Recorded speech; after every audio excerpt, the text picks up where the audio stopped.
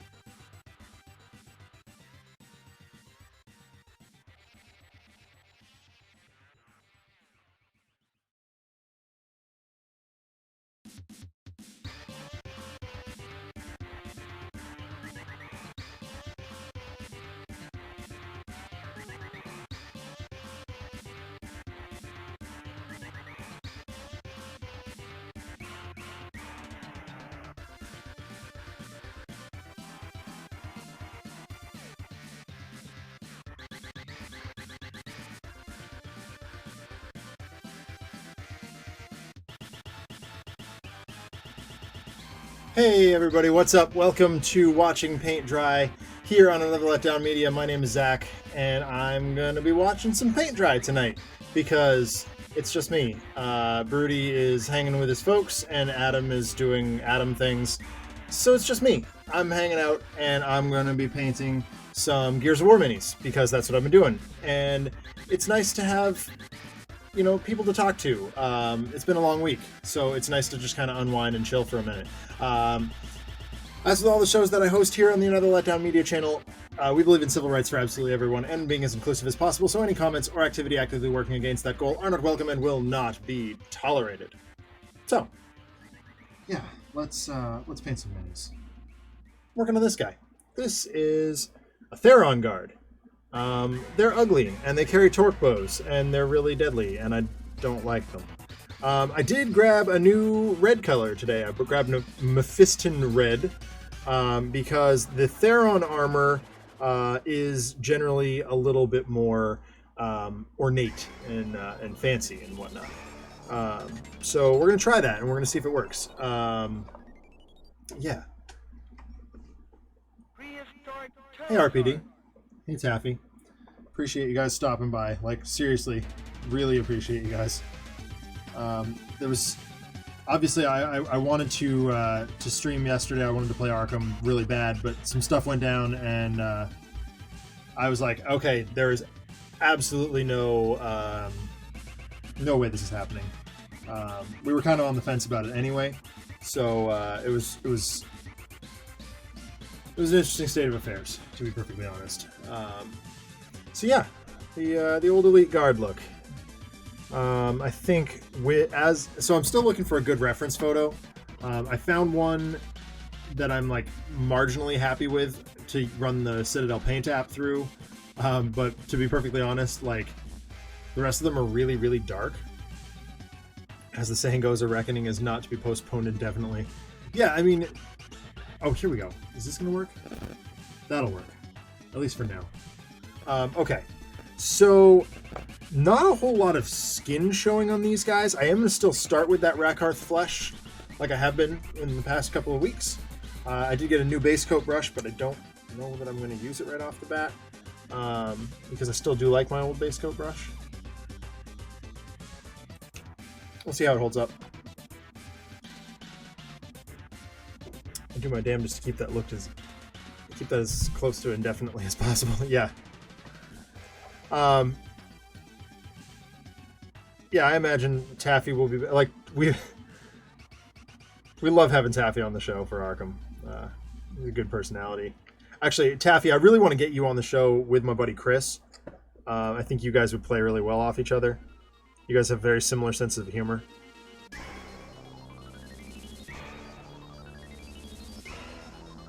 So really the only flesh that the Therons are showing are like their hands. Everything else is very heavily armored, which makes it very difficult, as Alex and I can prove through our videos, to pierce them with Lancer rounds. You generally want something a little stronger. Hey Ian, how's it going, man?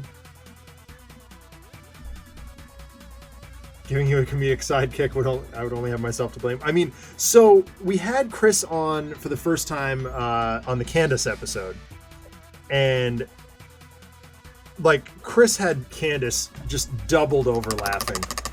He is one of the other original founders of Another Letdown. Yes, there are more of us. RPD frequently makes the joke that Alex and I are the only ones, but no, there are several. And the roster has certainly changed over the years. But yeah, Chris and Paul and I remain... his twin brother, Paul. Remain sort of the fixtures, as it were.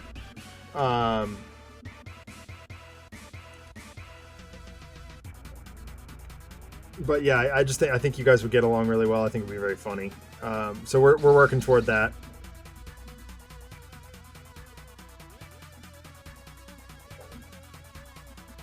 So there's like this tiny bit of flesh, like right for his jaw, and like that's it.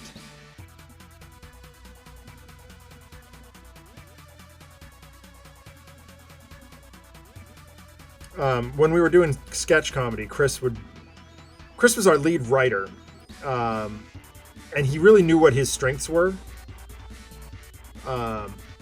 Considering I keep somehow getting cards renamed, we might end up with customized deck. Yeah, I mean, you know, I'm okay with that. But like, yeah, Chris was kind of our best character actor. I'm going to zoom out a little bit. Oh, that's the wrong way. Just gives me more of a workspace here. Fix the angle on the camera. Can you guys see that okay? So he played Commissioner Gordon for us once. He played an overzealous like game master for a live action role play. Cool. He played. What else has he done? Bury my shell at Wounded Knee. He played an over the top like game show host in one sketch we did. These are all on our YouTube too. So if you look at it, it's youtube.com/Another Letdown CF. Because we couldn't get Another Letdown, which made us cranky. And all these streams are archived there too. But we had a lot of fun making those, and unfortunately, like it was one of those things that just didn't stick. You know, we did it for years, and then we all kind of went our separate ways. We still kept in touch, obviously. Wow, it's starting to sound like The Sandlot. We all went our separate ways.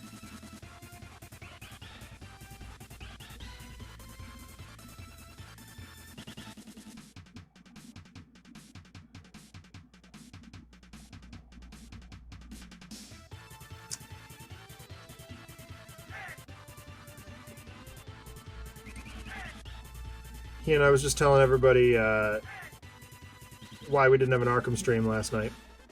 And it's because this week has been very crazy, full of ups and downs. And I just needed a night off. But we're here painting. And it's just me tonight. Brody's on vacation, and Adam's doing Adam stuff. But I needed some consistency in my life, so here I am.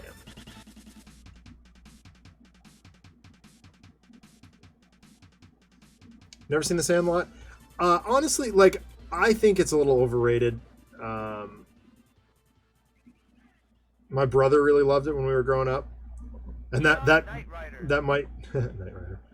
That might have some contribution to why I didn't really care for it all that much. Like, it's fine. It's a fine film. As for what I'm doing, I'm considering the build that I brought up on Discord. I keep finding myself making builds that require me to pull in contrasting directions and really testing the system's flexibility. Nice.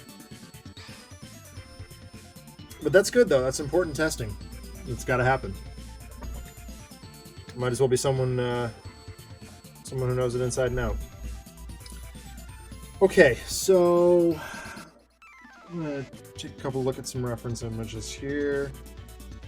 I got the good one on my phone, and I got a couple on my computer here. So the one on my phone is like a Theron without the helmet, but this, like, looking at the model now, it clearly has a helmet. So I'm like, all right, fine.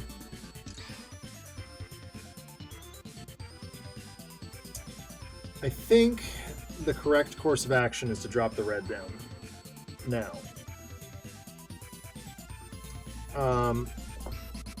Now, of course, I'm looking at this red in the light, and I'm like, maybe too bright.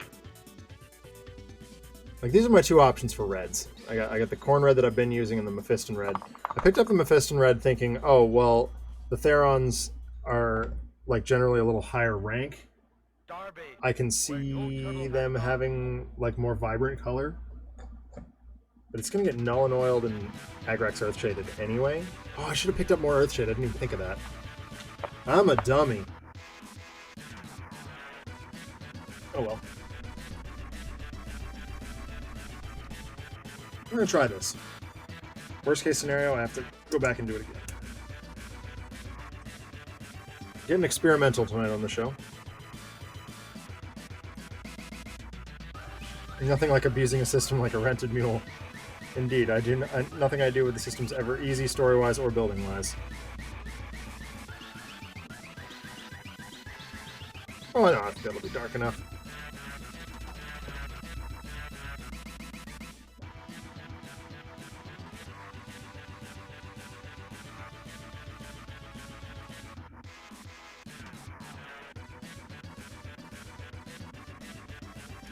I'm going pretty slow tonight, just because there's a lot of detail on the Therons that I want to make sure is really at the forefront here.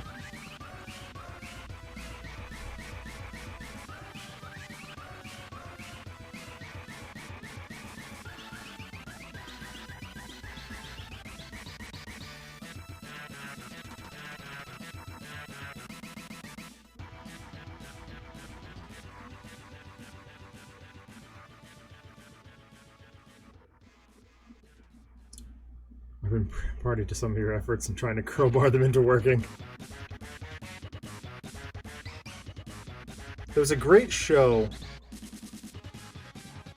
when I was first starting out teaching. I used to watch it with my students every week.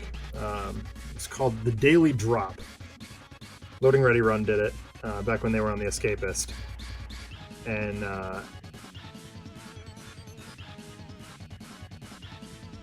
basically it was just them with a high-speed camera dropping things off a stepladder.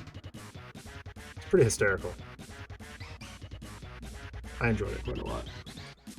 It looks like the front panel of the helmet is red.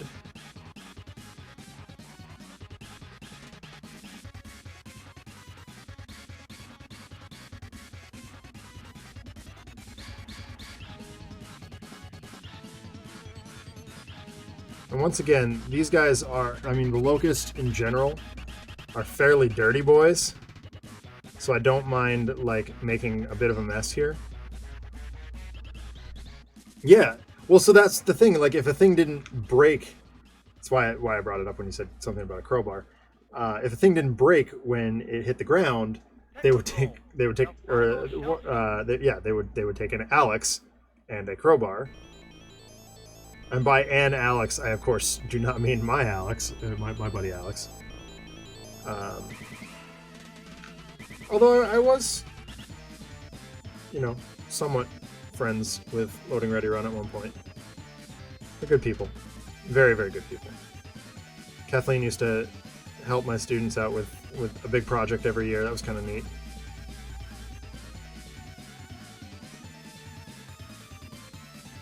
Basically, I would donate to Desert Bus, and in exchange, the Lure crew would help my students. It was neat. It was a cool working relationship with them.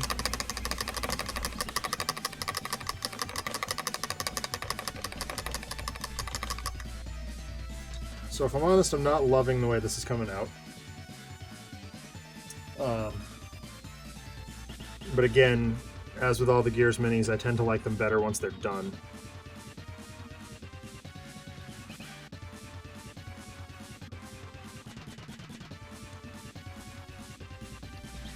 Again, the fact that I don't have good reference photos is not helping anything.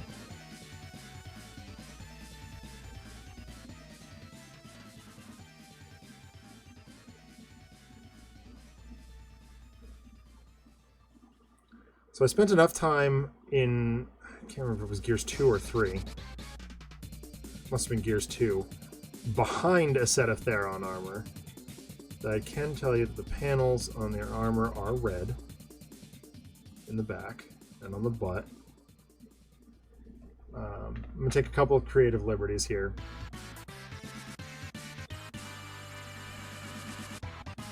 With where I put brown later on, but that's fine.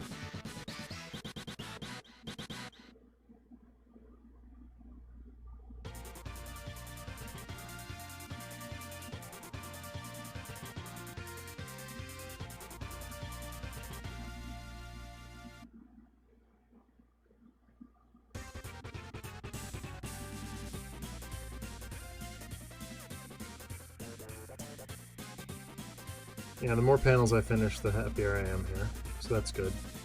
I will slop a little bit of gunmetal around.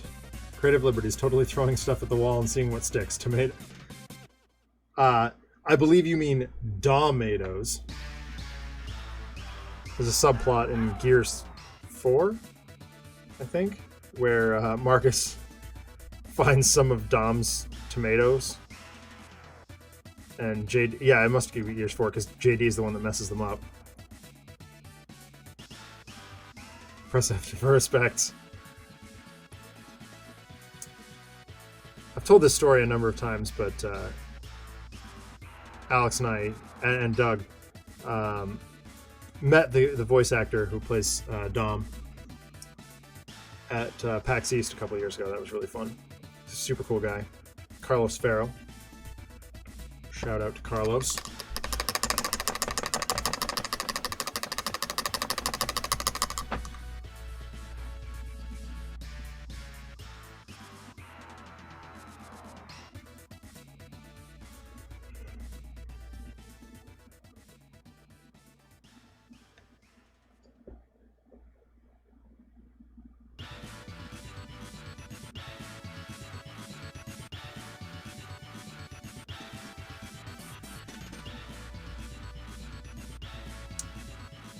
Well, sounds like you got some watching to do there, Taffy. The first 4 Gears games and the first act of the 5th are up on my YouTube also. Because unlike some of our other streamer friends, all of my stuff goes up to YouTube. Why am I kicking this keyboard? It's really starting to drive me nuts. It's like underfoot. You can watch Alex and me ride the struggle bus. Alex and I are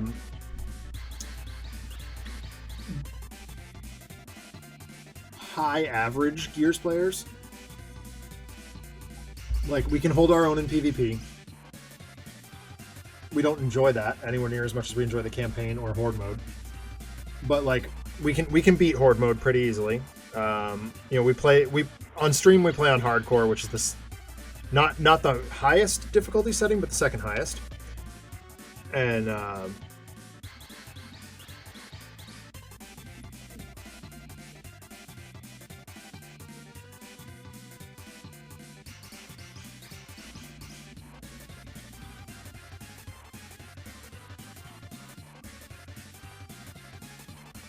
oh my god. Gears of... Wait, what? I need context there, RPD. But yeah, so Alex and I are pretty decent Gears players. We're not like, you know, esports competitive. We just really, really enjoy the game, and we're not terrible at it, which is substantial because I am pretty bad at most games. But, you know, we're pretty good at working our way through Gears at a reasonable pace and being rather entertaining while we do it. We're playing through Gears 5 now, and it's an absolute ball.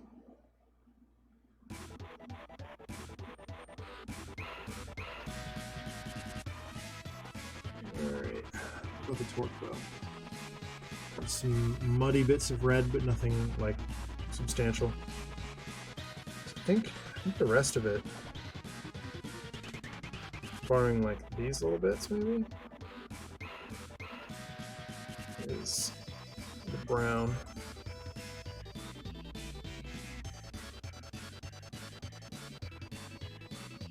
Oh, the boots. Yeah, no, RPD, you gotta fill us in there, dog. Oh crap! Everything's fine. We're all fine here now. Thank you. Welcome everybody. I'm just hanging out, painting a Theron guard.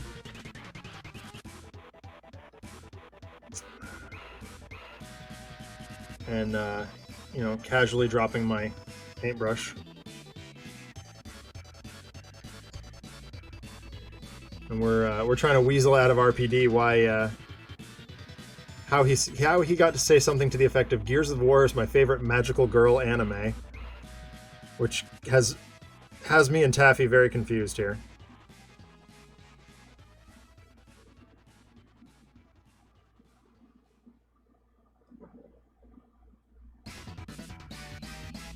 Okay, here we go. So this other buddy of mine was playing this early access game called something like Magical Witch No Beta, and that eventually ends up involving heavy use of cover mechanics, leading to my buddy to call it a cover shooter and then drop that line in response. That's awesome, RPD. You are a hero, sir. Gotta be honest, I had Paul's stream on at the store today, and oh boy, did Lord Yeshua get himself into some hot water.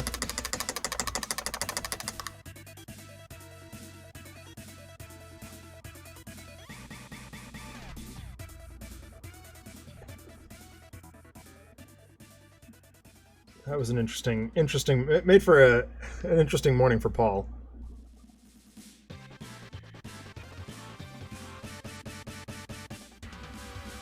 I won't go any further on that one. Just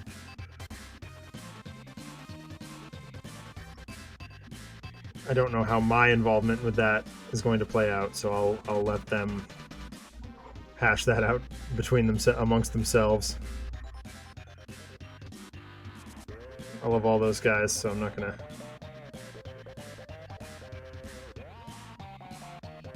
take sides. Man, they really did not have painting in mind when they made this mini.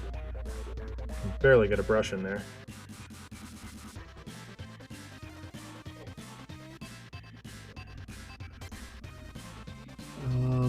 Yep, this is indeed red. A lot of red on this model. Alright, let's move on to the brown.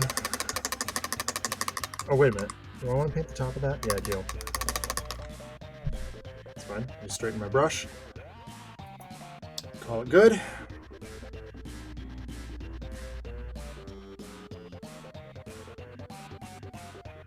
The more I add red to this, the more I'm happy with it. So I'm just like, oh, well, okay, now this is going to be red, and this is going to be red, and this is going to be red. But, like, again, I'm going kind of sloppy because I'm going to go back and sort of muddy this up. Well, the Ninja Turtles seem to agree with me. Listen to the Turtles in Time soundtrack right now. Or we were. I don't know if it's still going. It is not. Because that is Mega Man.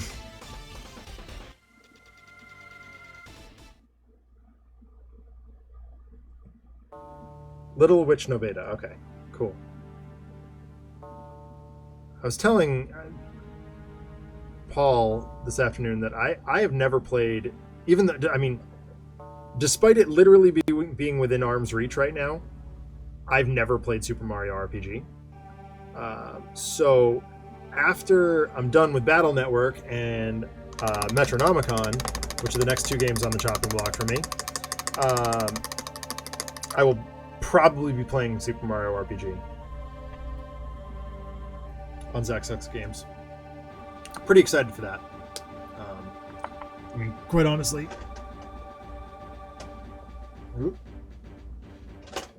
like, I've had it here for years. Just never played it.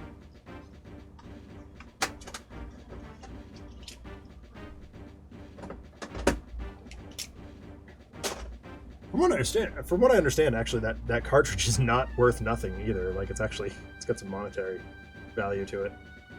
Oh, for God's sakes. I keep finding new areas that I was supposed to paint red. I've had something stuck in my eye all day, too. That's not helping. Marvel as I paint with something in my eye.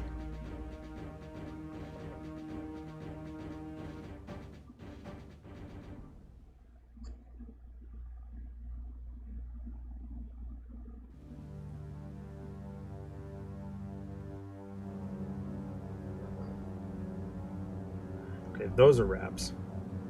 Fine.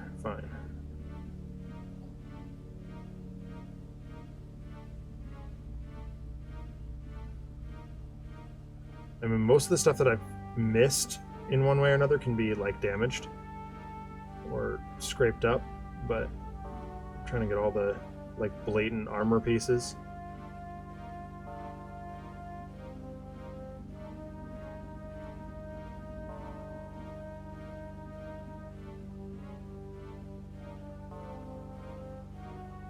I got to talk to one of my good teacher friends today. Teaches at a different district than I do. I don't want you to focus on those. I want you to focus on this.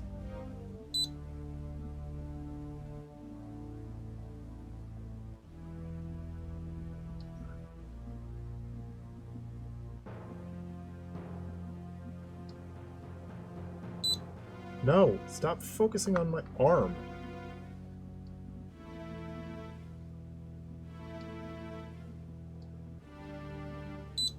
Ugh, I can almost get that to focus. You need to beat up your router for better internet. That's right, Taffy. Hold your router hostage. I condone this decision.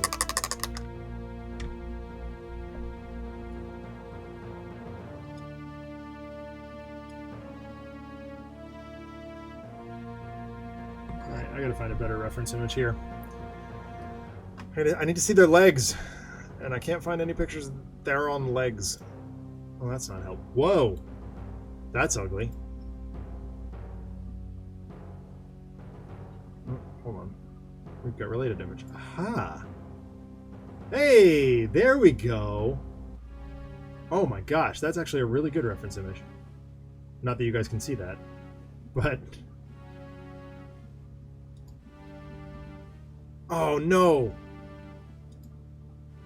It's a file 404. Come on. Please? Please. Ew. In package. Oh, wait. What? Huh?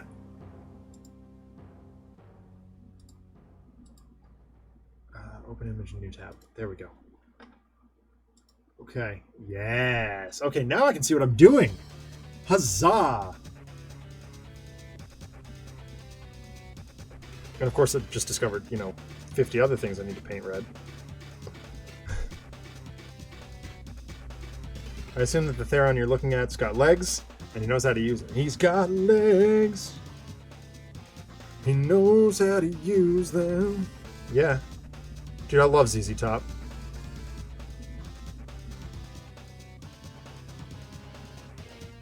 Billy Fitzgerald Gibbons.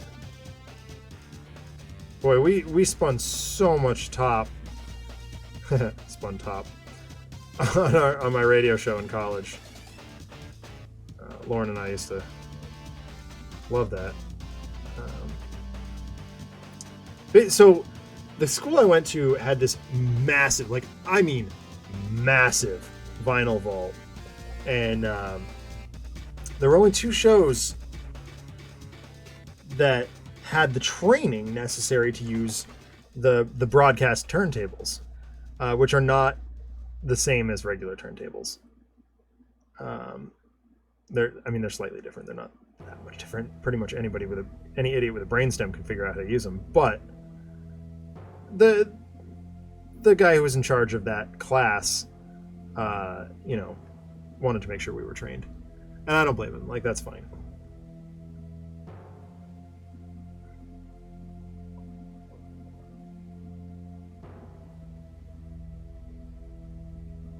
That was my senior year of college.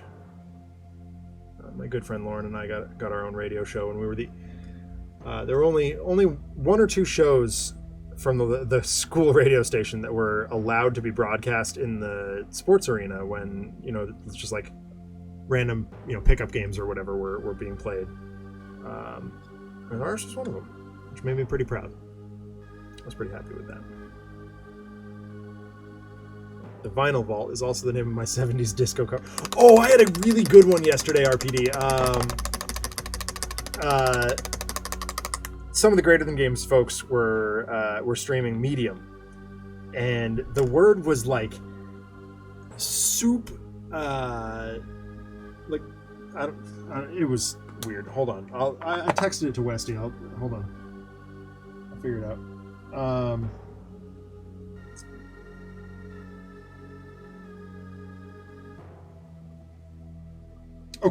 Soup Kaleidoscope. And I said Kaleidosoup is my Real Big Fish but 1970s cover band.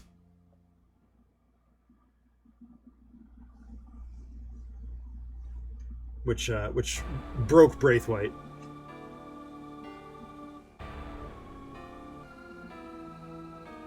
Okay. Yeah, I'm liking this. Alrighty. Cool. Alright, I need that. Dry bark is fine. Oh my gosh. It's not within reach. I gotta get my toolbox with my other paints in it. So, give me a second.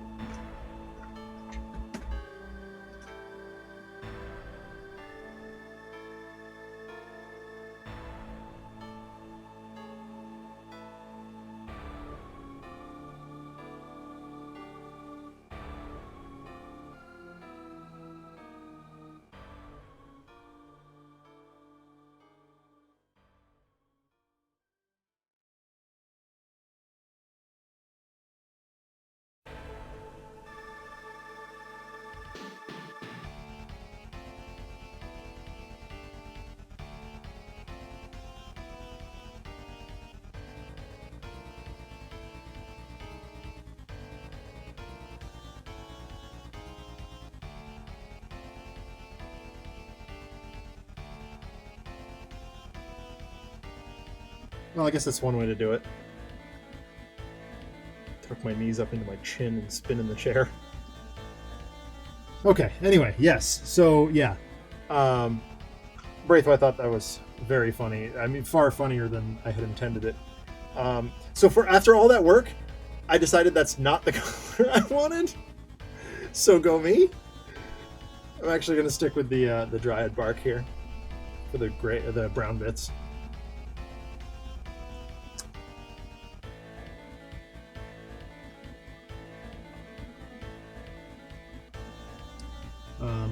My initial thought was to grab the Rhinox hide, this darker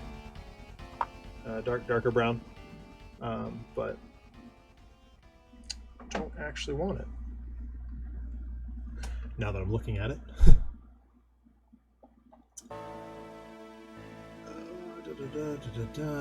Yeah. But torque bows are funny things.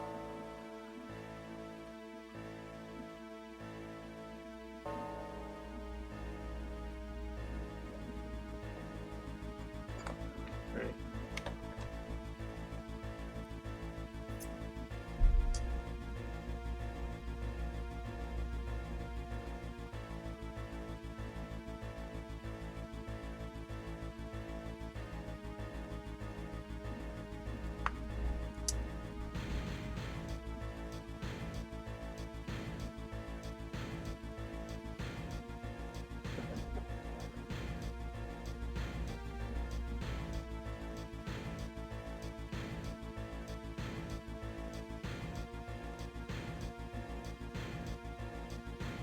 So again, being a little messy with this here. Locust are not known for their cleanliness. Theron's, I guess, a little bit cleaner than a drone or a Cantus, but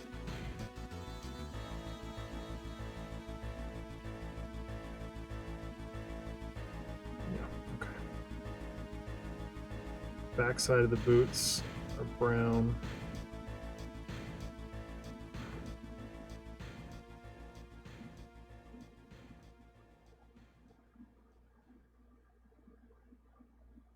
It's like a weird, almost leathery cloth business here.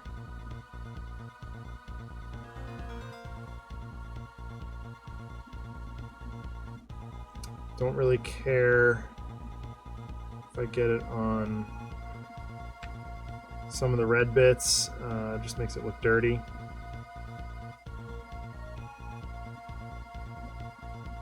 Yeah, I'm liking that, more or less.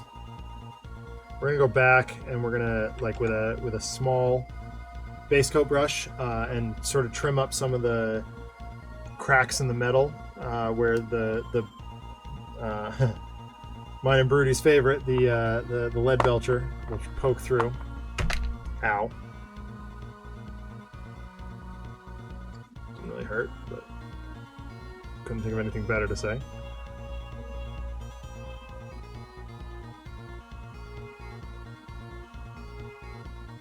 Go, getting somewhere now.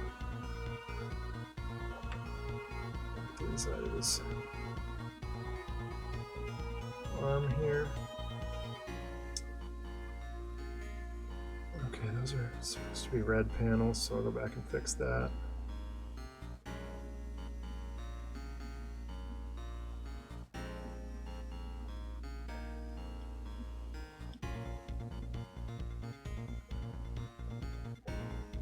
As with the Cantuses, the more I work here, the happier I am with these models, so that's nice.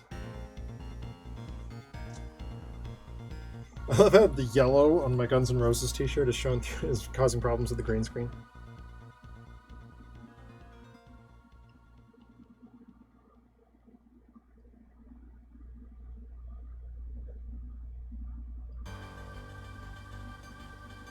So we start remote teaching summer camp on Monday. I haven't checked my email, so I have no idea what that looks like. I figure I'm pretty much just going to wing it for the first couple of days. Weeks. And we'll move from there.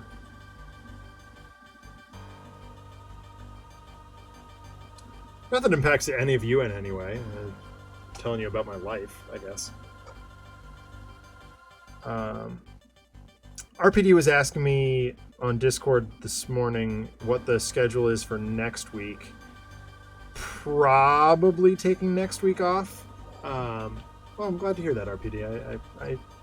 It's kind of what I use this show for, is just talking about what's going on and whatnot. All right, so just like the hammer bursts, the torque torque bow is going to be a dirty silver. Okay, that's going to be red. I'm going to go back and fix that. There's a lot more red on this model than I had initially thought, but I'm glad I found a good reference. That's why we're here. Yeah, that's true. Torque bro. Okay, from now on, the Therons are going to be torque bros. Forget Torque's bowman or torque bowsman. They are well, no, they will be torque bowsman, the torque bros.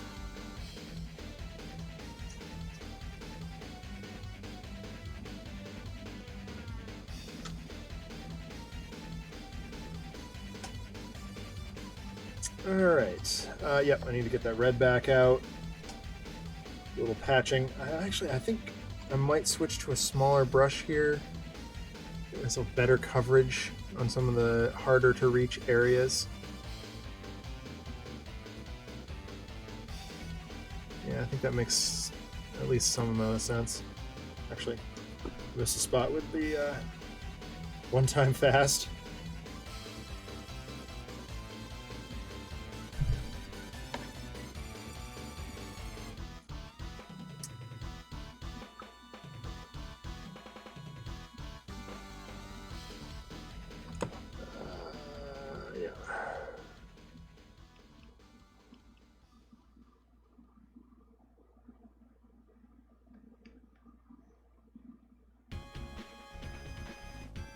Inside his crotchal region here.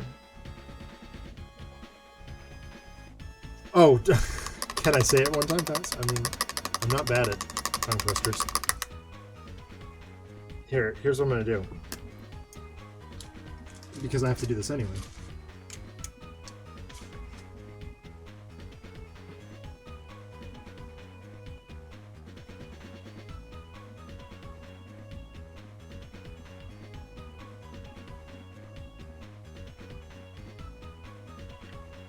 Torque Bozeman, Torque Bro. Torque Bozeman, Torque Bro. Torque Bozeman, Torque Bro. That's probably about as fast as I can say that. It's not very fast. My voice is trained to enunciate, so which basically forces me to talk slowly. So like when you hear me on Tales from the Archive when I'm talking as Tachyon, I get really tripped up because my voice is not used to doing that. I did whoa. Not sure if bleeding or paint. I'm going to assume paint.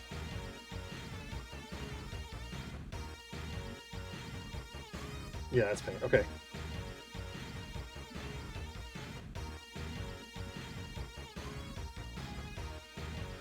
course, now it got everywhere.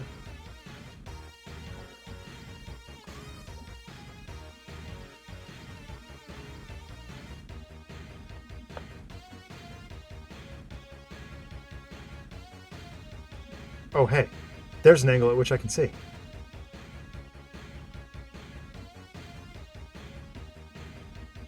Come on, hold, baby. Hold, baby.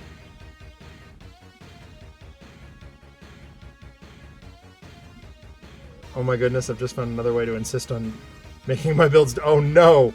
RPD! Ooh. Ooh! I found the gas angle.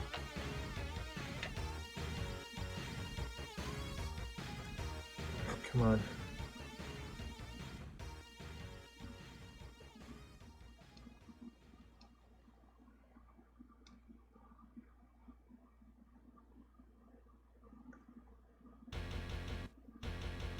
You guys can't see how I'm holding this brush, but like I'm as far away from the tip of the brush as possible to be. It's a really weird painting angle.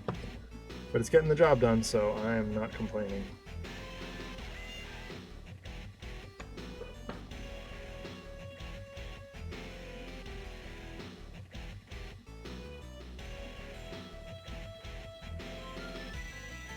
Right. Yes, I like that. Okay, cool. I think we'll move from here on into the lead belcher.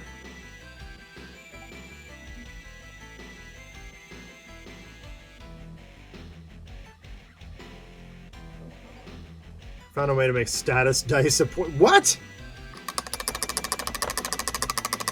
You madman.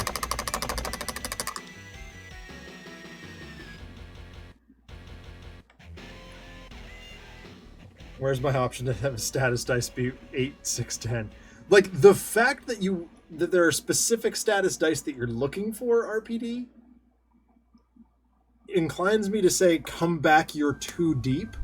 But at the same time, I'm like, no, I kind of want to know.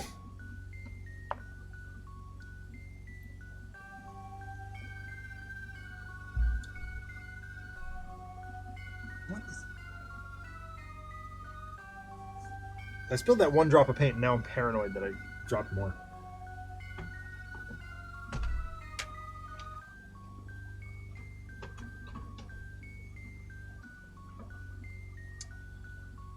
Okay.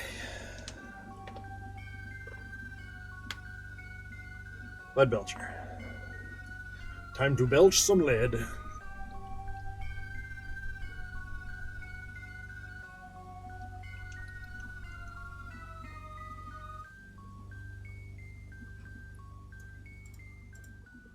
Sorry, I'm just making sure I'm not going crazy here.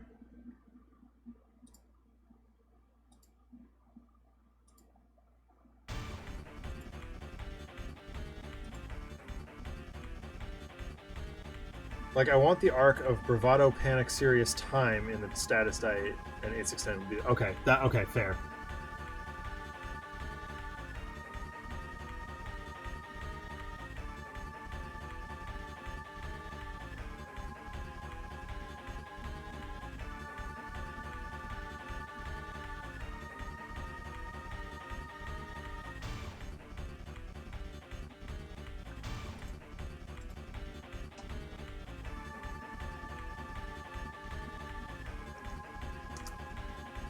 Alright. So I am going to switch to a smaller base coat brush here, because I'm almost doing detail work with the lead belcher in some cases.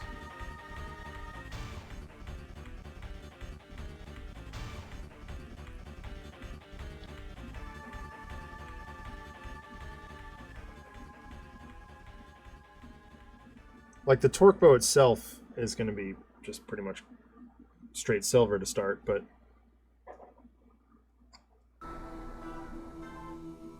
like, I'm just kind of doing things like this.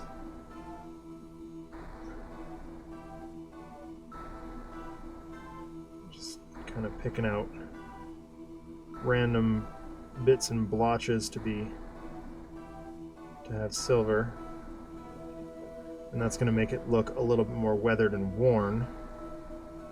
As with anything that we do on a Locust, I will hit it with some weathering effects. Oh, wow, that was too much. Marvel as I make mistakes. That's fine. I'll fix it in post. How many miniatures do I paint? Have I ever painted where I get to legitimately say, with some level of honesty, I'll fix it in post?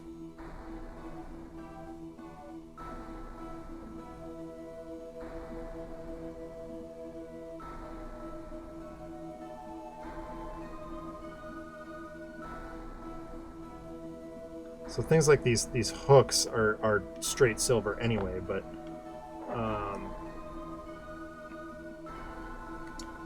what I'm doing really right now is just sort of aging the red bit.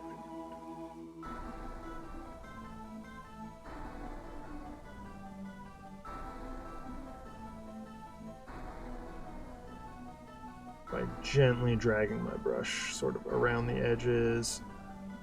It doesn't really matter if it's sloppy. These guys just came out of the ground, like, their armor's gonna be damaged.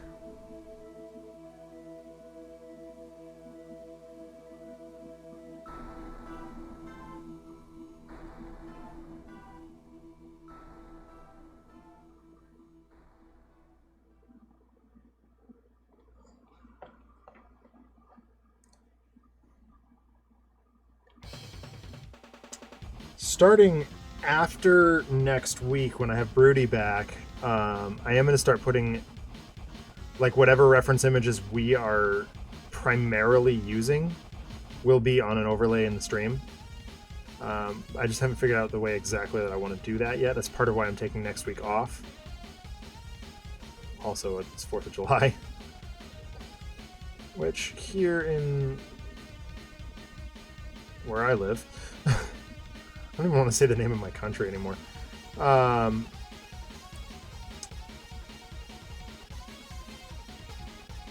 That's a holiday.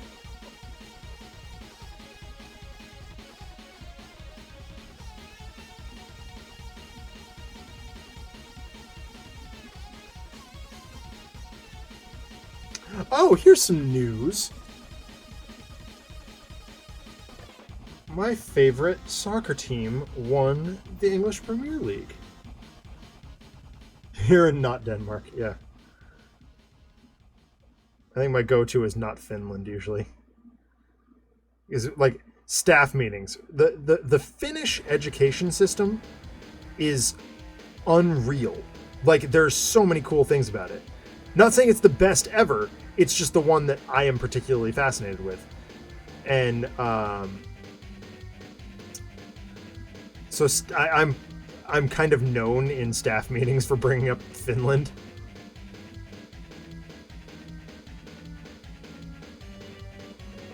The Finnish most things is pretty unreal. Yeah, right. I mean, I'm a rather large fan of things from Finland. Notably rock bands. I'm liking what this is doing. I don't know how well you guys can see that on the capture, but see his armor's starting to get worn.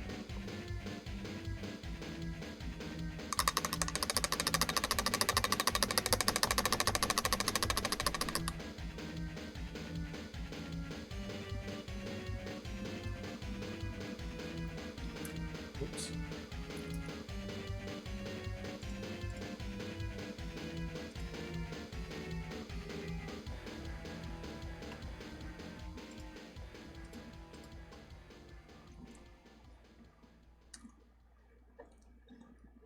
I just got... So, yeah, what I was going to say is my English Premier League soccer team that I follow, Liverpool, just won the league, which is pretty cool. And before anybody gets wound up about it, I was a fan of Liverpool before the Red Sox bought them.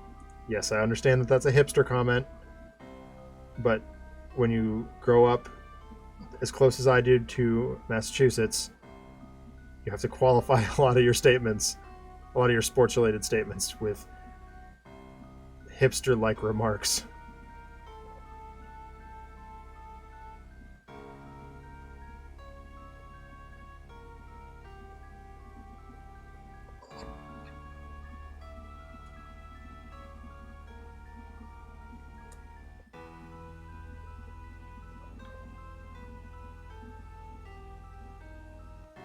First time since 1990 that the Reds have put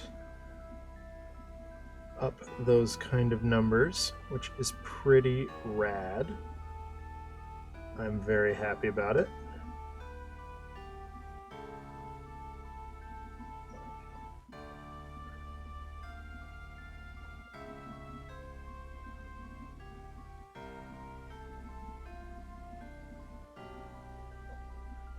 His weathering is taking a little bit longer than I had anticipated, but like, I'm not complaining. Like, I'm okay taking my time on this model. I may not do all three on camera tonight. We'll see how far we get.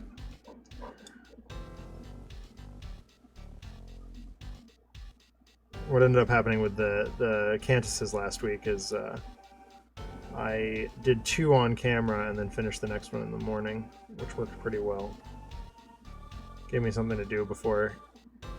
Actually, I don't have to write Tales from the Archive tomorrow because it's Oblivion week. I'm actually kind of excited about that. Might get Twitson to come on the show tomorrow night, see if he's available. He recently had some success with Oblivion.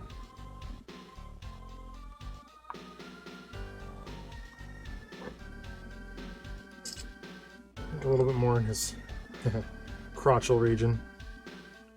And we'll be good to move back to the bigger brush and get the torque bow squared away.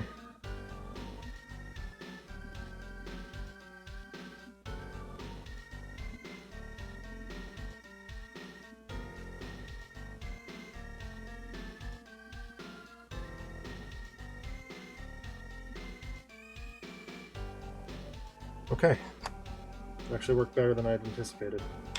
Yeah, I think that's gonna be fine once Earthshade is applied to it. I'm gonna dirty that up just a little bit in a second, but we're not there yet.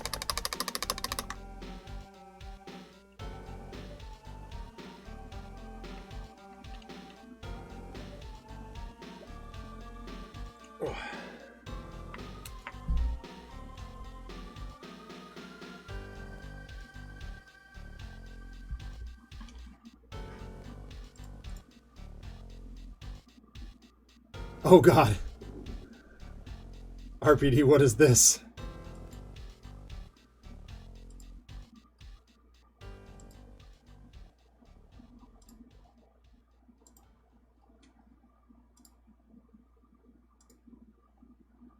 I'm monitoring the stream on my Mac, so I'm not gonna play that right now, but I'll watch that before I go to bed, probably. I should say before I call it a night. I usually don't go right to bed after I kill the stream. Ugh, all these little bits of dried paint. Dried paint and nast. I do not want it.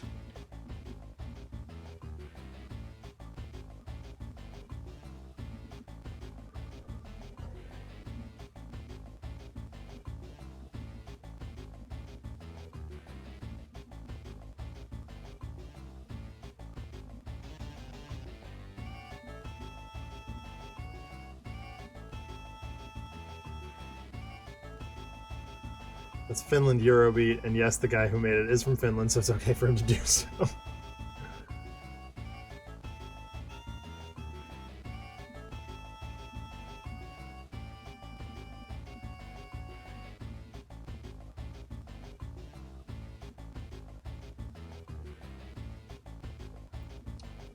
So I did get to play, I think I mentioned this on the Gears stream the other day. I did get to play an awesome board game with Speedy Rollerak and Alex from Greater Than Games the other day. And boy, was that a good time. Like, we had an absolute ball playing it. I can't say much more than that, but it was pretty rad.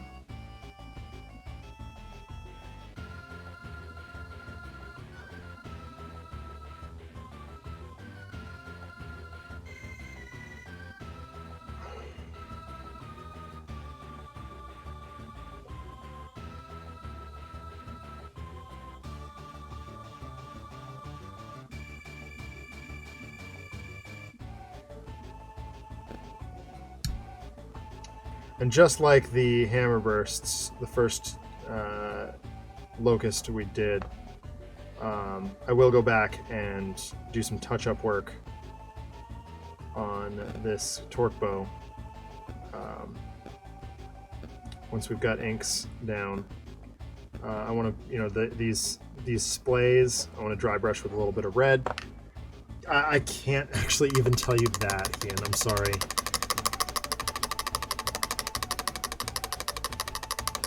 Really, my purpose of saying that was I just wanted to thank those guys for an awesome game. That's what I've been doing this week. Other than, sitting in the dark of the comic book mines. Dark. It's not dark in there. Sorting comics.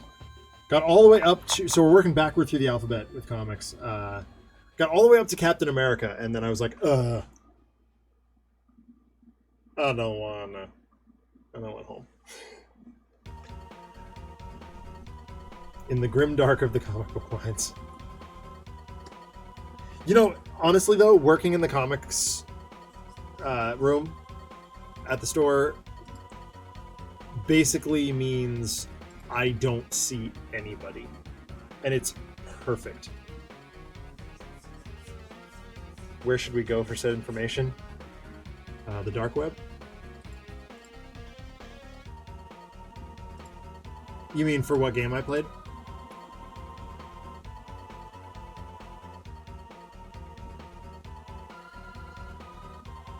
I mean, I'll certainly let you know as soon as I can talk about it, but right now it's G14 classified.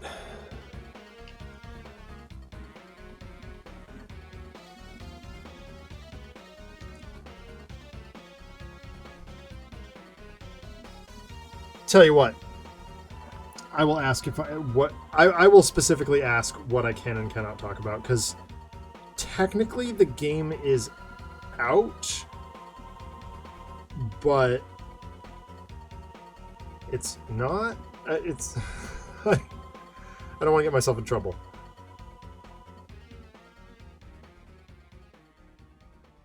Although strictly speaking, it was a game test, so.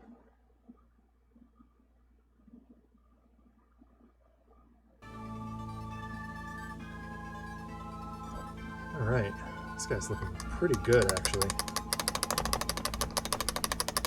I'm gonna touch up the corner of his flesh a little bit.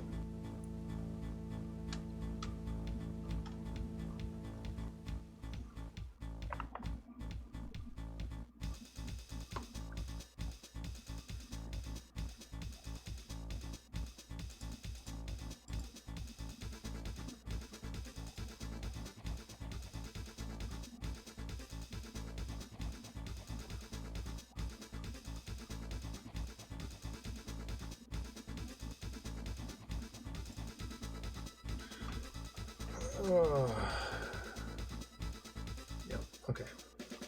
I asked because I'm always looking for good new board games. Yeah. As soon as I can talk about it, or as soon as I will talk to Alex on Tuesday night, and I will ask if I can, because I play D&D with him. I will ask if I can talk about that or not.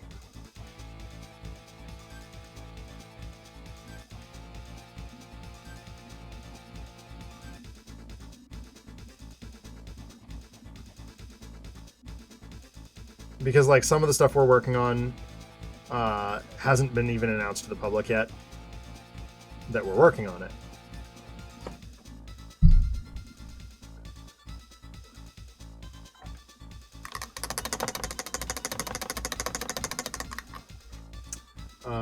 Other games that I play. Oh, I played. I got my wife to play a game earlier in the week, which is incredibly rare. We played a game of Lightning Dice, which is a locally crafted, well, locally designed dice game, dice chucker. Very highly recommended. I don't have an opinion one way or another on the other stuff that company makes. But Lightning Dice is terrific and not expensive. Good fun for everybody. It's 6 players, up to 6 players. Yeah, it's just super fun.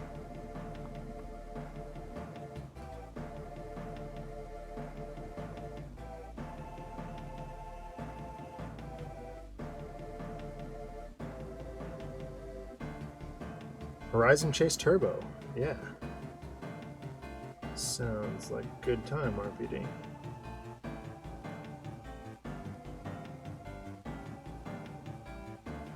So what I'm doing is I'm doing just a very, very light touch of red on the horns of the torque bow, based on what I'm seeing in the art.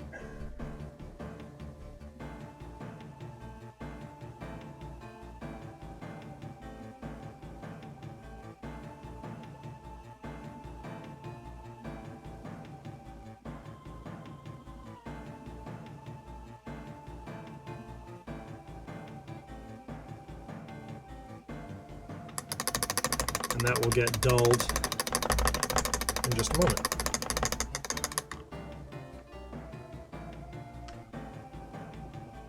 Because that's where we're headed next. It's a little hard to describe on-rails racing game. Sure. Seems fine to me. Alright. Base coat brush going away. Time to bust out the dry brush. The old dry brush. This hunk of junk that is in really rough shape. That's what I use for weathering. Basically become my weathering brush. And this brush and I. We go way back, this red guy and I. I don't trust him. Well, I don't trust him either. I watched Empire this week. I watched Underworld last night. Boy, is that a fun movie.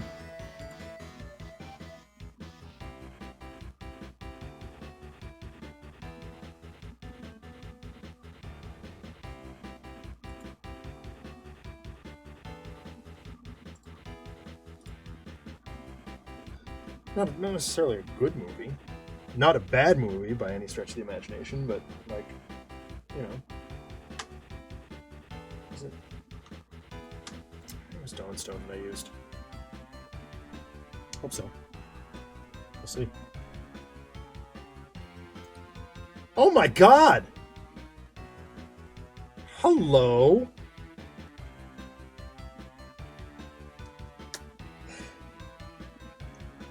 We are the baddies today. Hi, Mandari. Hi, Blink. Hi, Samurai Stickman. Implaughs, Cursed Sloth. Wow. Gang's all here tonight.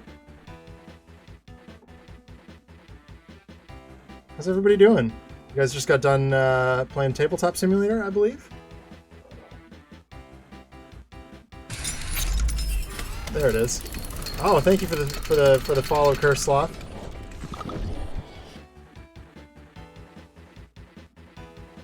I was going to compliment everybody, but now it would be weird. Yeah. What'd you play? Love Tabletop Simulator. At least, you know, during quarantine.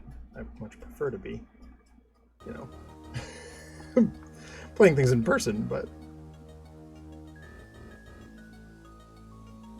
Oh, yeah, now we're getting some weathering effect. Codenames, Spyfall, and Chameleon. Nice. I love Codenames, and honestly, I was supposed to play Spyfall with my buddy for our board game podcast that hasn't been recorded in over a year before quarantine started, and then it never happened, which was really disappointing. Codenames is so much freaking fun. Actually, I got a great story about Codenames. PAX East, several years ago now, they do like an exhibitor mixer, they call it, after the first night. And well, we had a few too many because it was free. All my stories end up with that.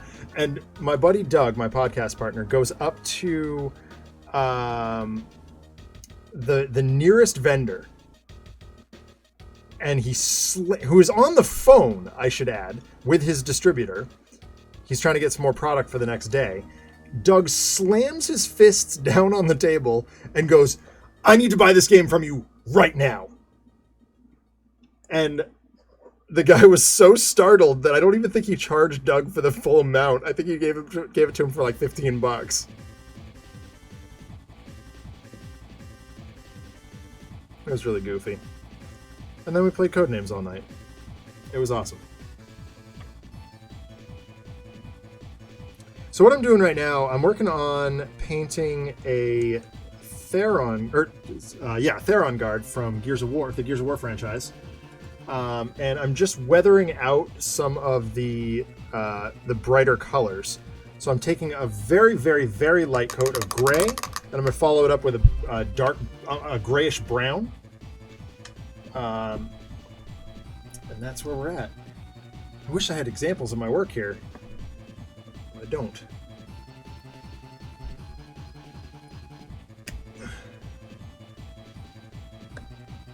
They're all on my drying rack behind me. Oh, I've grabbed the wrong paint.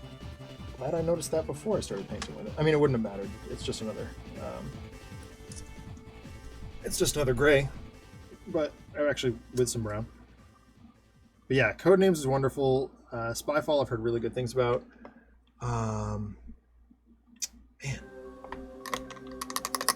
so many good games. I had a former student challenge me to Skip-Bo today. I haven't played that game since I was like... No? Alright, this one's like the crucial. Got to be just a tiny, tiny amount on the brush. Make this work. Use my hand as a palette. I think actually that's where Doug fell down on it, or fell on it too. He was like, I don't know how I feel about this game.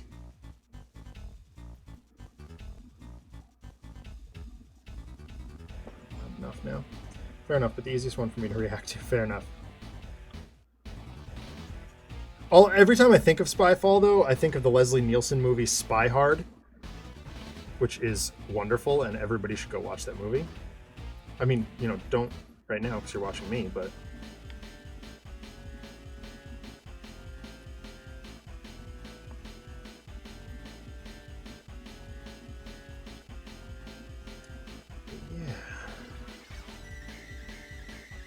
yeah. That too, right? It's... God, Skyfall, such an amazing movie. Like, my wife and I are currently working our way through the Bond movies. I cannot wait to get to Skyfall.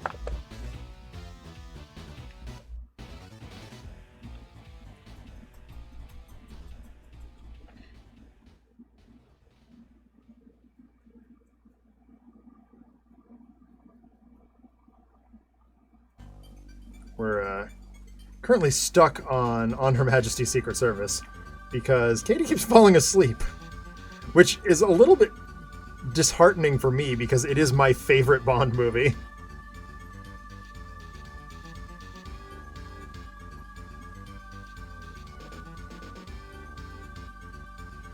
Alright, I think this guy might be just about ready for inking. I'm actually really fond of how he came out, too. Alrighty. Ink. Whoa. Whack the mic. Whack a mic! Alright, most of this model involves just Agrax Earthshade, which is one of my favorites, but there's going to be some Seraphim Sepia in there too. I think I'm going to do... decisions. I think I'm going to do the Sepia first, because that's the flash. Right? Because the whole rest of it's going to get Earthshade. I think that's how I want to do it. Yeah, this will work. Paint world problems.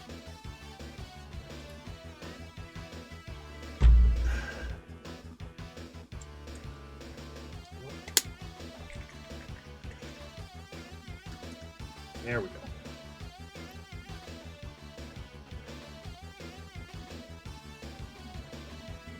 Alright. Face first. Not enough.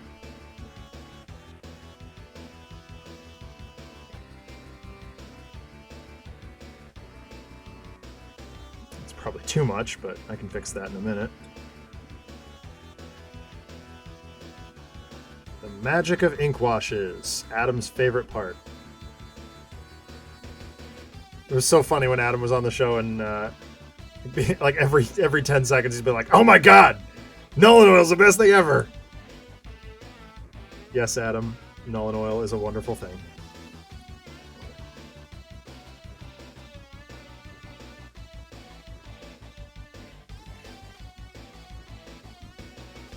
Nuln Oil or ink washes in general are kind of the first big level up that people get when they first start painting. And I didn't get that level up for a very, very long time. I did things the old-fashioned way by just very precisely using dry brush techniques. And so my work was still very good. It just done in a very different way. And as soon as I started using particularly Null and Oil, but also Agrix Earthshade,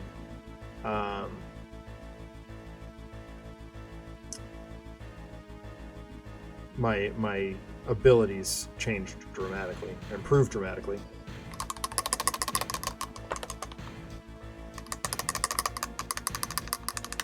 It's one of the times that I love being ambidextrous. Operate two brushes at the same time.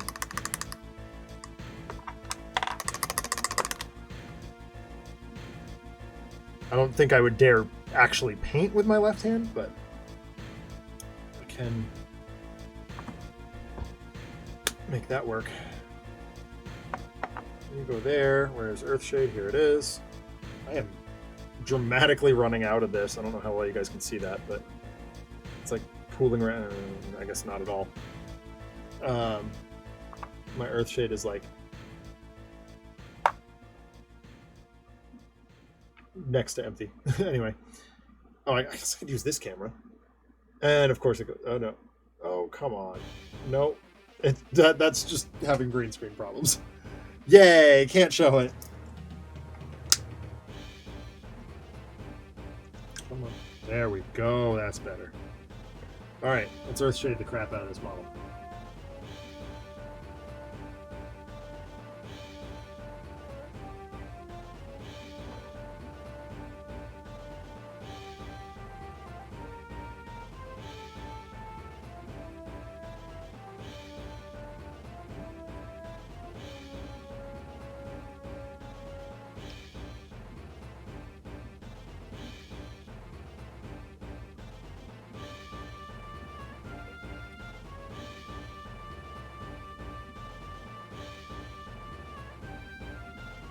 I feel like it's going to be a great one for exemplifying how my designs tend to turn out. Very cartoonish, involves multiple seemingly contrasting design directions, and suddenly takes 90-degree dark turns without breaking stride. Nice!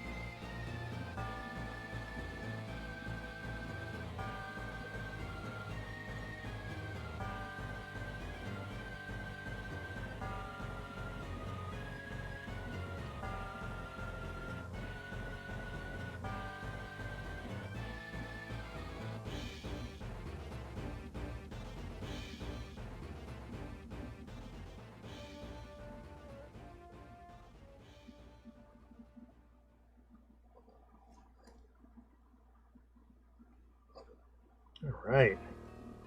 This guy's looking awesome.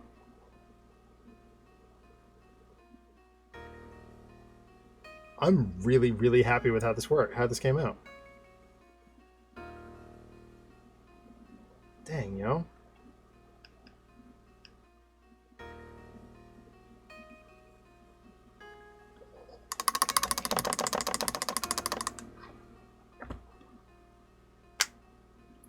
Sometimes I get lucky.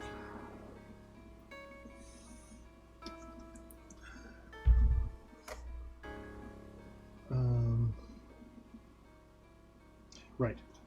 Look something up real quick. Hang tight before I dive in on the second one.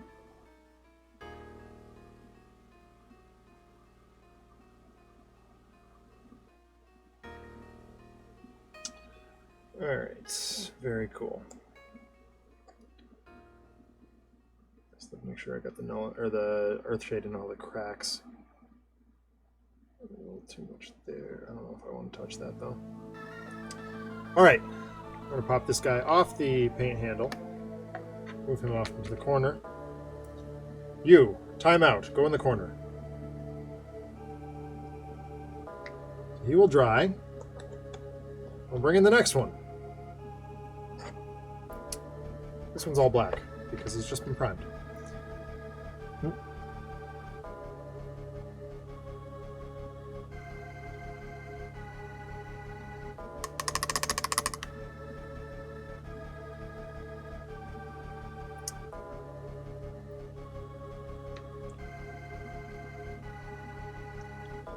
We had an awesome dinner tonight. It was a balsamic vinegar, or like caprese salad risotto. So it was like all the ingredients of a caprese salad, but in a risotto. And it was really yummy. And I was very happy with it. Alright, where's that base coat brush? Right back to it. Right back to it.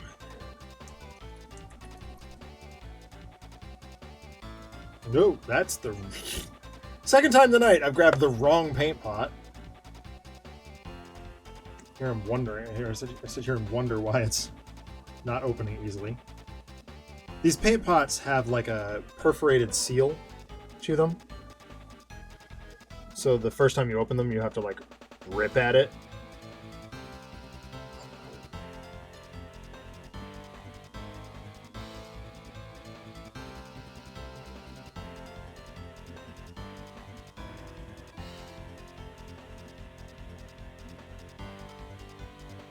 So you know immediately when you're using a new paint.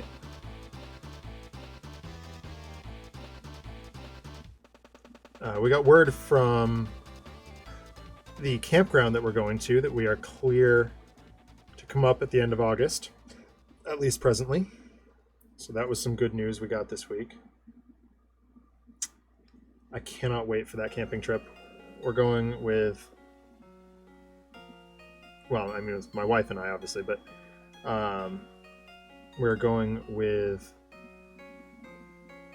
one of my friends from, well, I mean, we grew up together. We've been friends since 6th grade, I think. And her kids and her husband.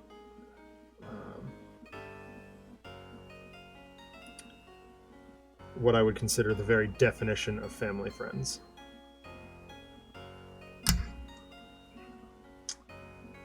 I will often... I love how close I am with their family because I can... Like, I call the kids my nieces.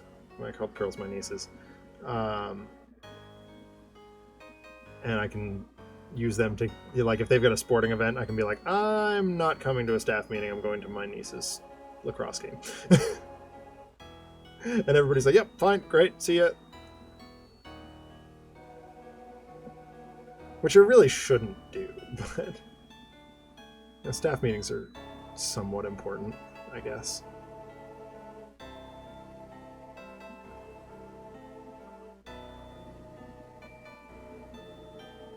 All right. On to the red. Seeing red again. Chevelle. That's a band I haven't heard in a long time. All right. Itchy Scratchy.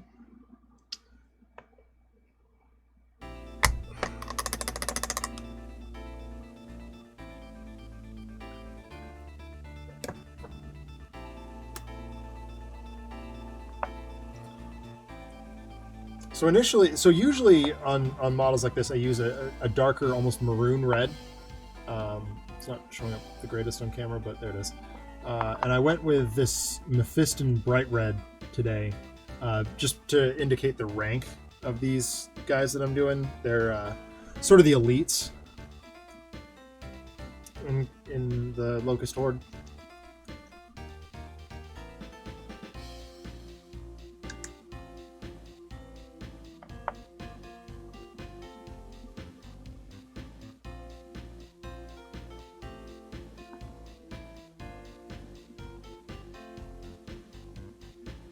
So RPD, tell me about this character.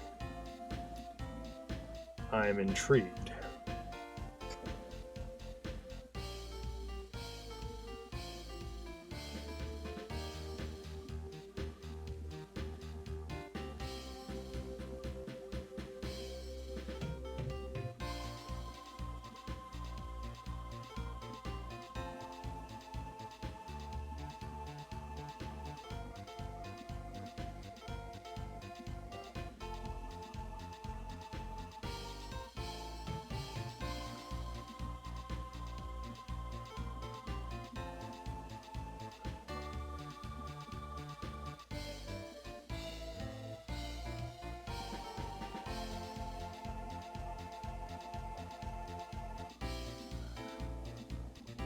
I'll get to you in just a tiny moment, writing down the principles and figuring out the retcon, and then I'm fully... Oh, right on. Perfect. Perfect, perfect, perfect.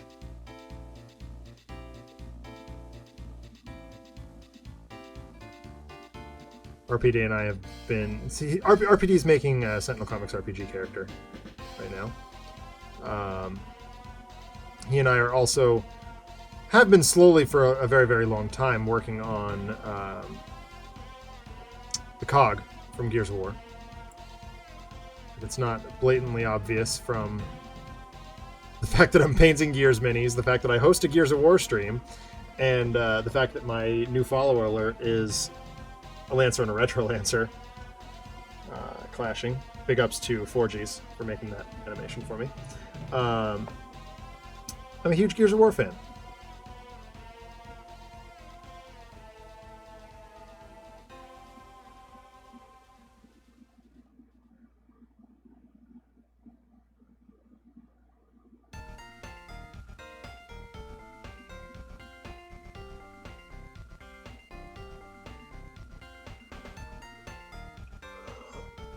Oh.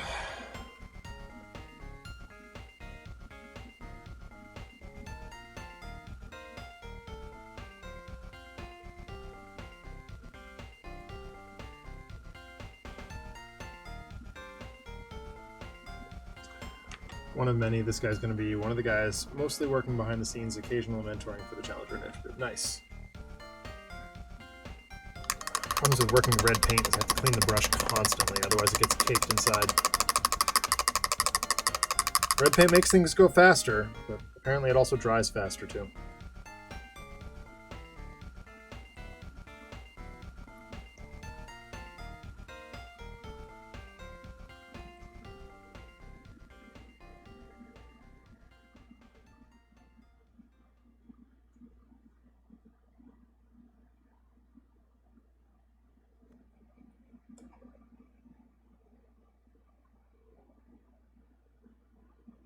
I like having full sheets for each of them, even if they're 90% NPCs.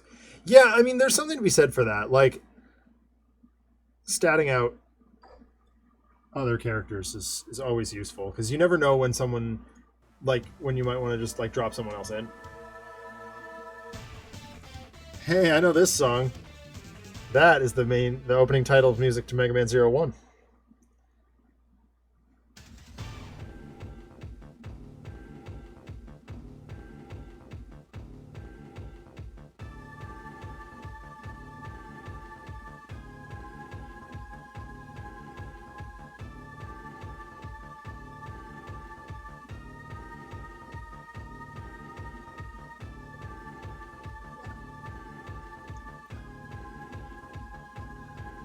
I find it interesting too, like, a lot of the Sentinels games that I play at the store, we don't really have... I mean, we have Rabble Rouser. He wasn't supposed to be an NPC, but he ended up being one.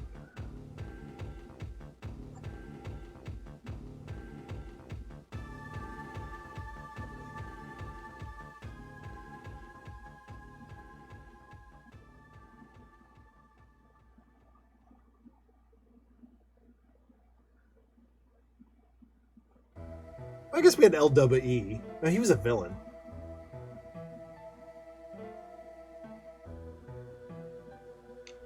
We have a lot of villains.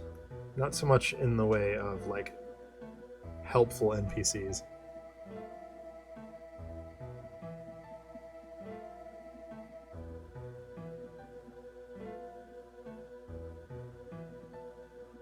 It's a question of software building versus hardware building. Yeah, exactly. The game that I have my players running around in, they're jumping from planet to planet, like, with some regularity. So, you know, while they were on this International Space Station, there was the General, who never actually got named. He was just the General. And there was, you know, a couple other people, but, like, the party's also very big, so the necessity for NPCs diminishes.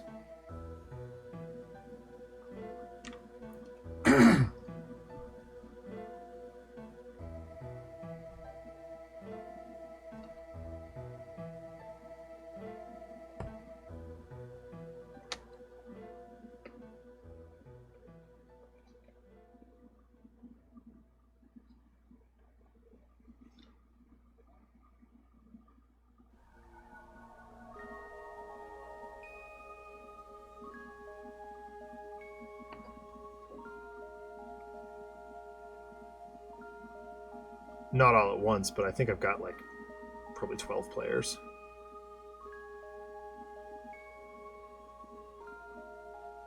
We never play with more than 6, but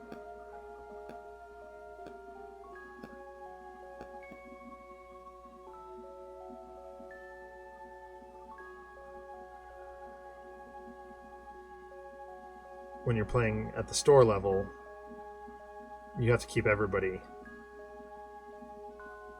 You have to basically allow everybody to play, and being the only one who can effectively, we'll say, run Sentinel Comics RPG, that makes my life sometimes difficult, but other times less so. Oops. Oh dear. What have I done?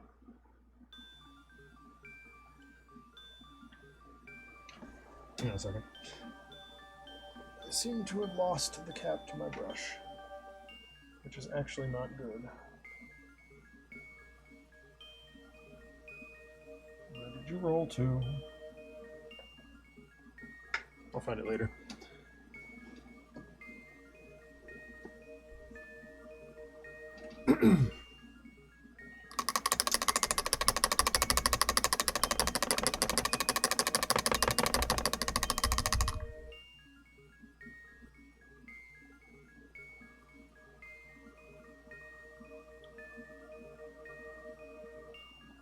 All right, moving on.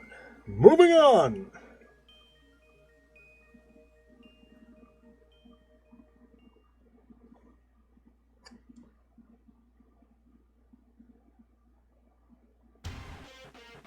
No sense crying over lost brush caps for brushes that are basically just going to get replaced anyway. Balanced approaches stat the people who have a frequent crunchy interaction, but be ready to improvise and flesh out details on the fly. Yeah, exactly.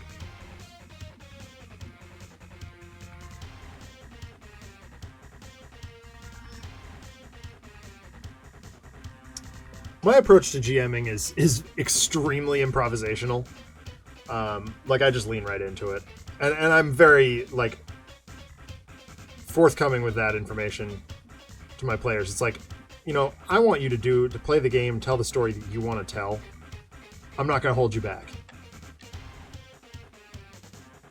As long as you're operating within the parameters of Powered Hero for Sentinel Comics, or Eldritch Investigator for Call of Cthulhu, or I don't really DM Dungeons and Dragons much, because we have 3 guys who are really talented at that, and so, you know, if we're going to play D&D, either Logan or Jared or Todd is going to do that. So I just kind of pick up the other games. My buddy Kyle is actually doing a really nice job with Legend of the Five Rings, which is a phenomenal system that we're all kind of learning together, but we're really enjoying it. And his storytelling, I mean, Kyle's been a storyteller his entire life. He's feeling a little handcuffed right now because I basically said, all right, look, Kyle, until we know this system, none of us feel comfortable playing a story that you've created, that you've made up. It's nothing against him. It's just that we need to learn the parameters first before we're even comfortable building our own characters, you know? And he gets it, but, you know, he doesn't like it. Obviously, he wants to tell his story. I don't blame him. But do you?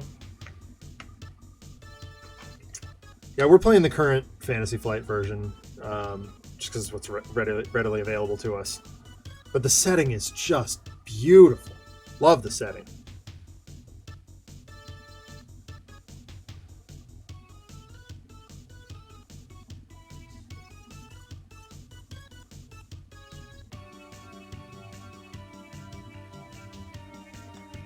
That's gone poorly. Gross. I screwed that up. Oh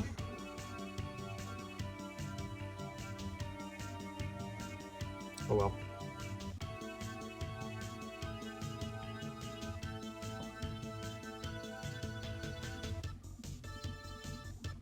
The knee pad is red.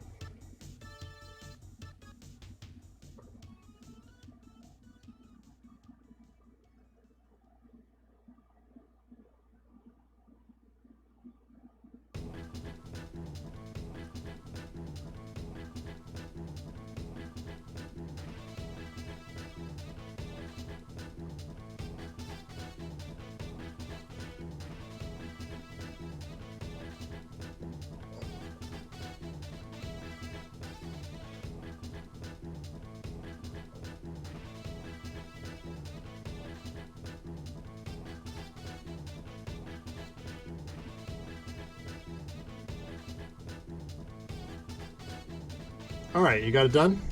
Your name, that's going to show up in backstory. Nice! Awesome, RPD.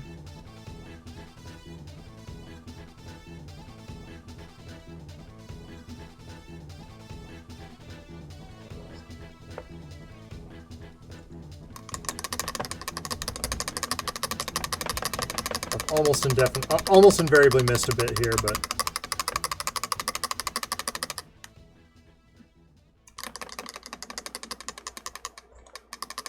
we'll see.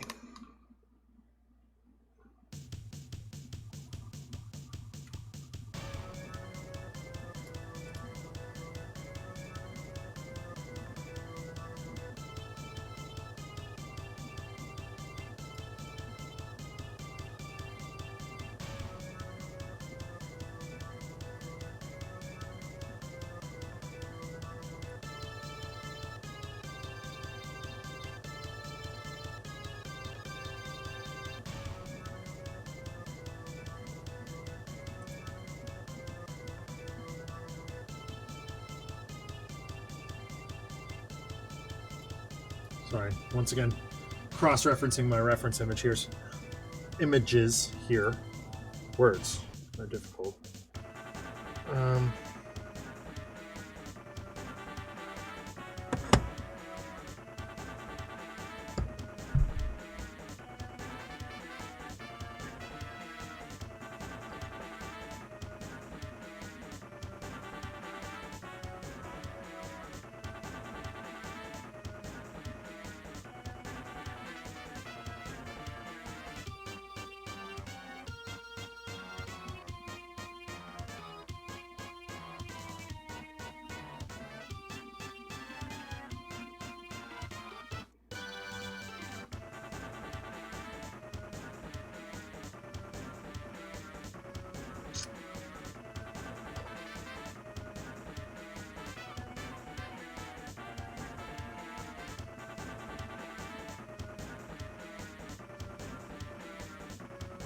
All right, let's see where we go with the brown.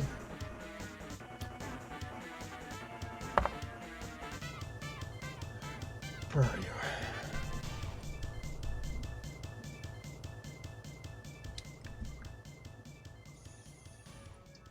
Hydration is important.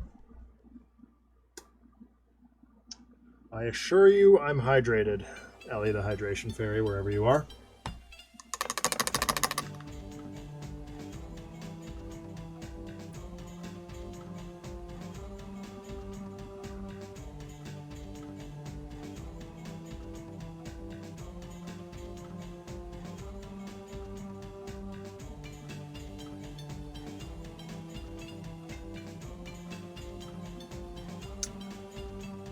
Our friend Eleanor, is,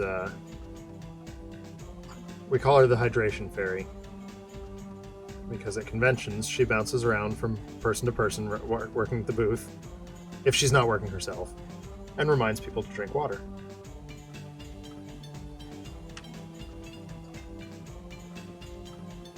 Ellie is currently playing Sentinel's RPG with us over Zoom, and she is playing as the Wraith on a team called Wraith's Rafters.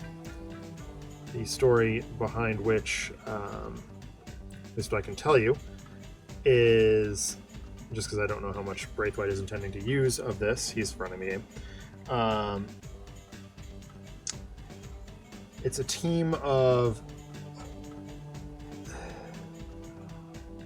I'm going to use the word operatives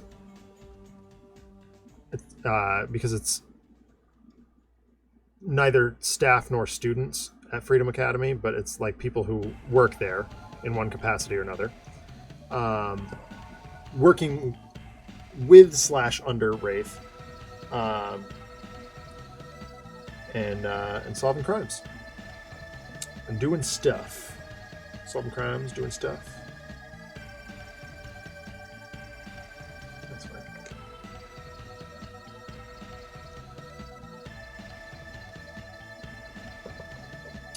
It's a pretty great team. We've got myself, Neurosonic. He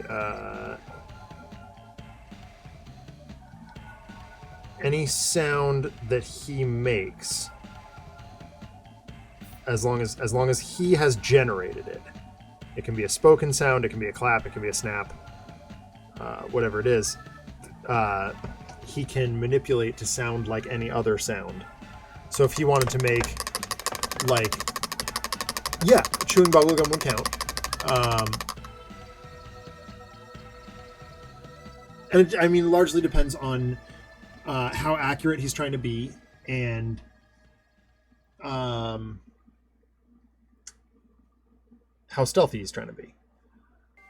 So, like, if he's trying to, you know, blend in with a crowd and make someone speechifying say something that they didn't say, he can just be standing there chewing gum, but make that sound like that person at the podium has just said something horrible.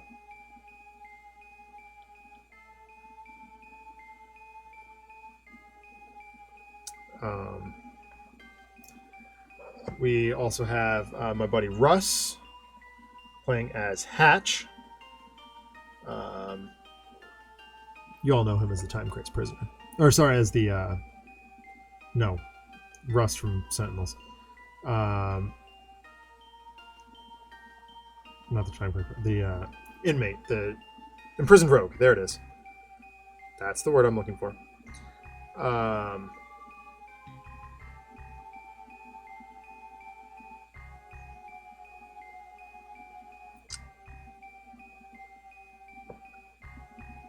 And Jacqueline Westy is playing... I don't actually know much about Westy's character, or Greg's character for that matter.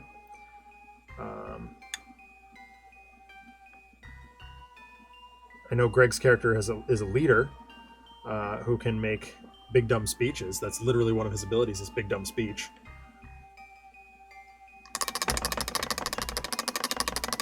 And I kind of love that about him. If I'm honest.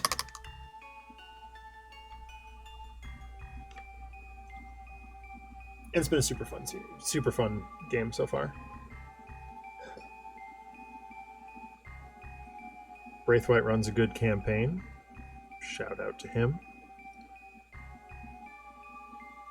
I've been very lucky over the last couple of years to have played games with just some absolutely astonishingly good game masters.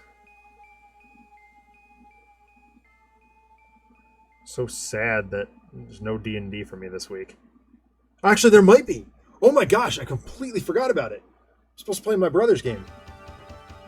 My brother, who is not a gamer in any way, has been playing D&D, and he invited me to make a cameo. So that should be exciting. At least I hope so. I'm gonna play some really, really oddball character too. Like, I can't decide if I should go just like super vanilla, like dwarf fighter, or, you know, because I know these guys are all very, very new at the game, or if I should go with like Turtle Warlock or something stupid like that.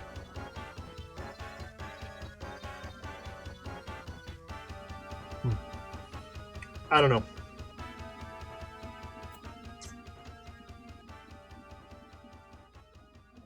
I'll certainly accept suggestions from the chat. As to what to bring to the table there. In terms of weird stuff, I mean, obviously I can come up with things that are more straightforward. All right, I think we're on to the... Oh, man. I'm not as happy with this one.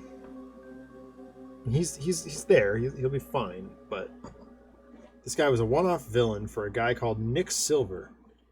We'll get to him at some point in the future one day, hopefully. Okay, I'm going to pause there because I'm interested in the name Nick Silver, RPD.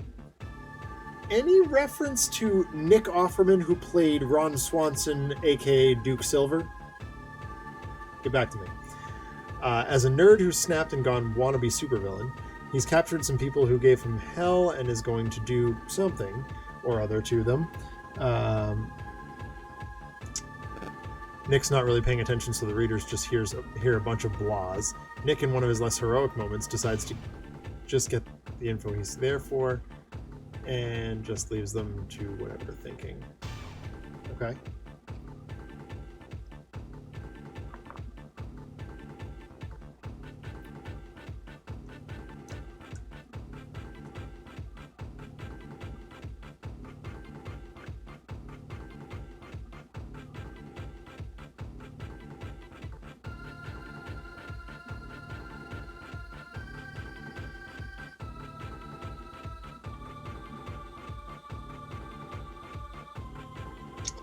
Alright, weathering time. Weathering Heights.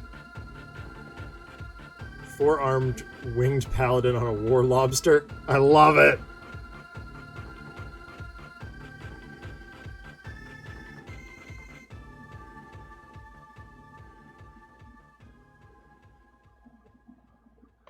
In the game I'm playing on Tuesday nights, Trevor Casterline is playing a Warforged Paladin of the Silver Flame. He's been a lot of fun. Trevor's an amazing role player. He gets really into it. Makes it very easy for me to play off of him. So I do the same. I wish I'd had more time to develop my current character's voice. Or I could keep it up for 2 hours. That's another problem I have. Coslius is a lizardman, so he talks like he talks kind of like hissy, you know, like not even like I can't even dial it in right now. He talks like this, but I can't hold that for an entire 2-hour session.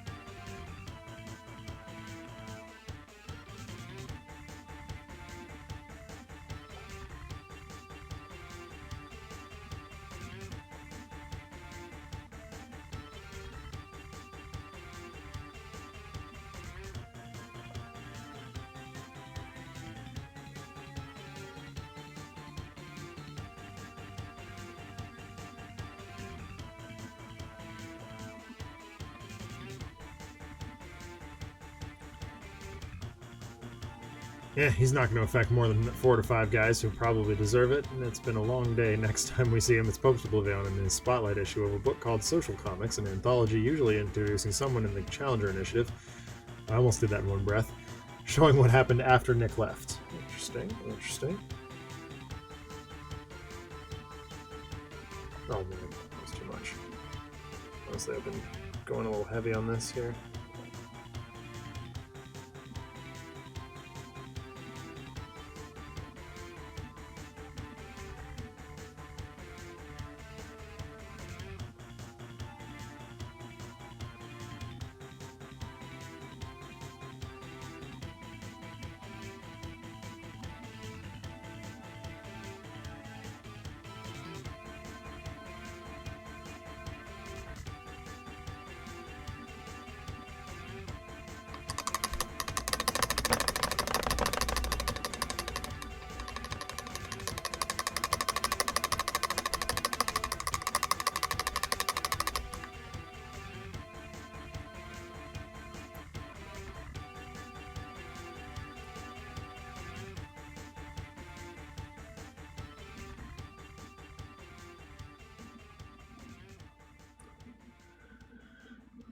Yeah.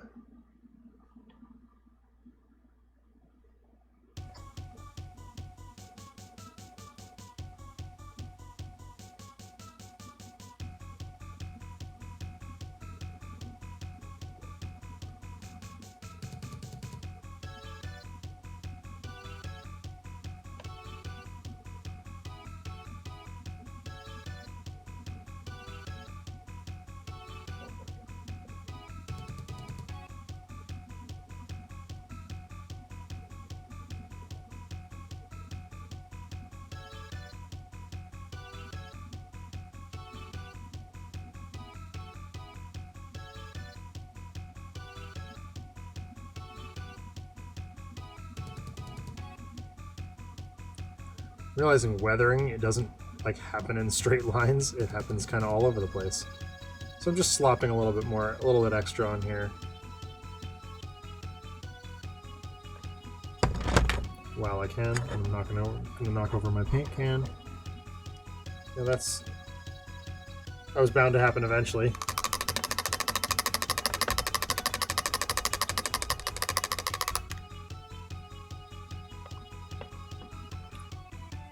Stick that in there.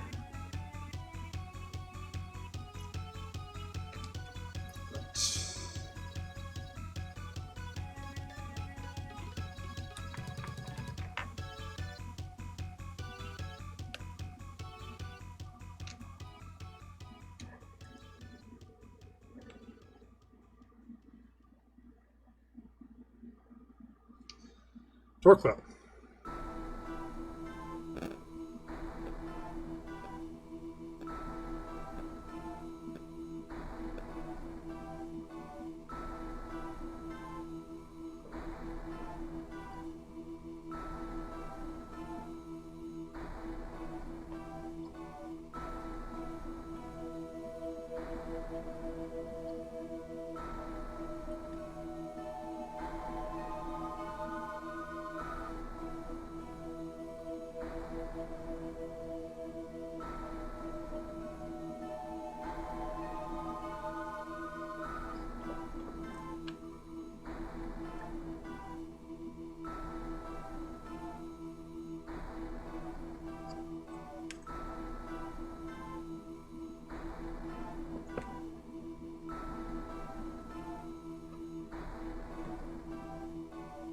In one campaign, through a series of what I charitably called poor choices, our human paladin morphed into the four-armed winged paladin on a war lobster. We used a folding boat and a decanter of endless water to allow the lobster.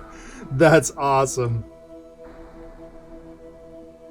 Sounds awful familiar, too.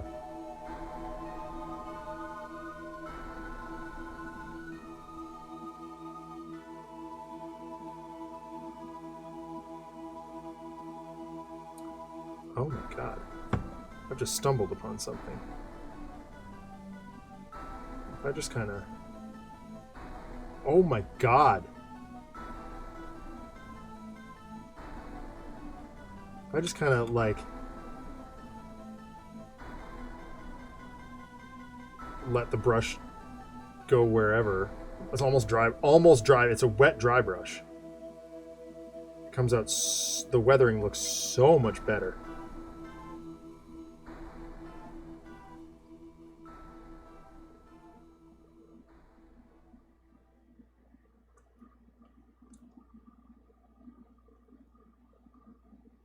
Holy mackerel. Well, now I'm happy with it. Okay. I guess that is what we call learning and growing.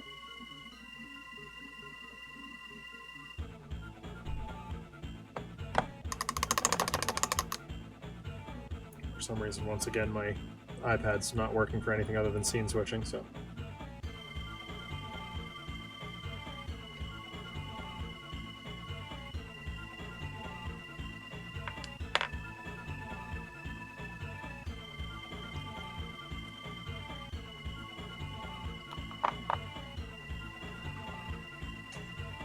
Oh, that's very possible.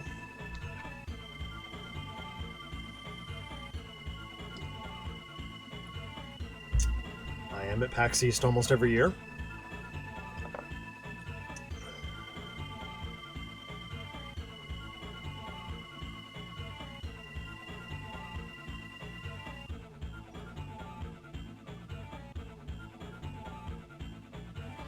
No, I mean, I'm at PAX East every year.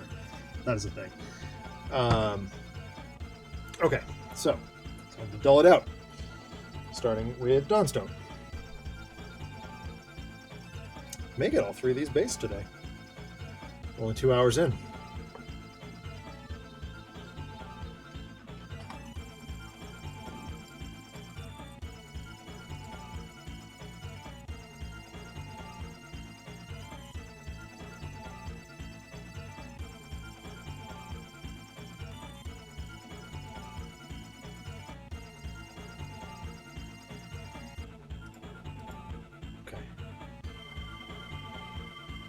Check my list of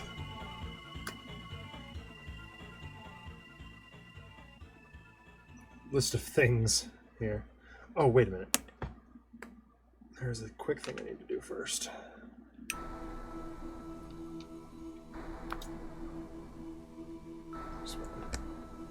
That little bit of red on the jaws of the torque bow.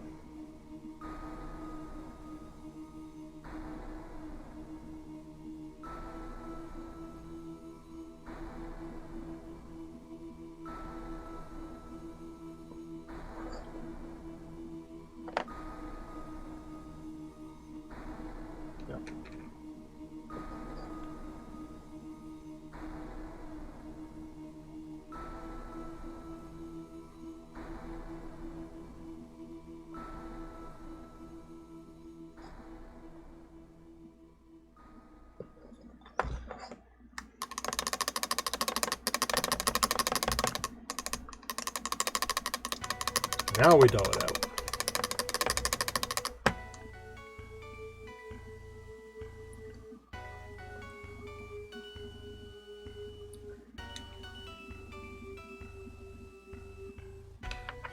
There's old Ratty Brush.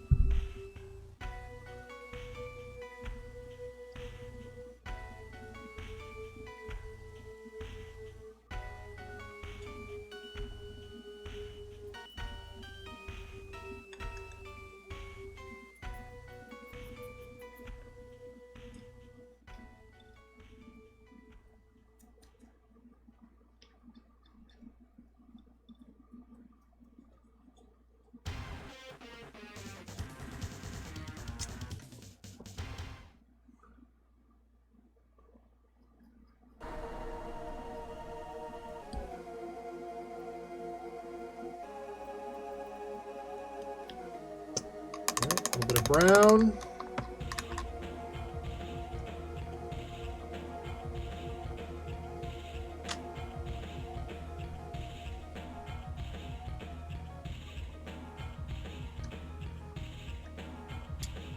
A little too much brown.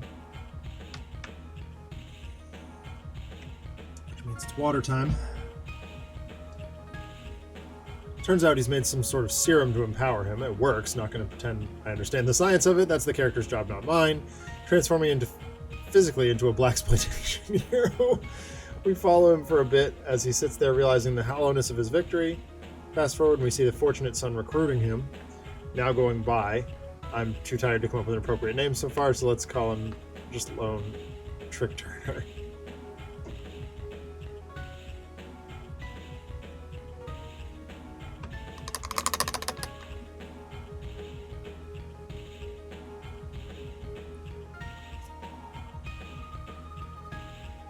go. It's not too wet.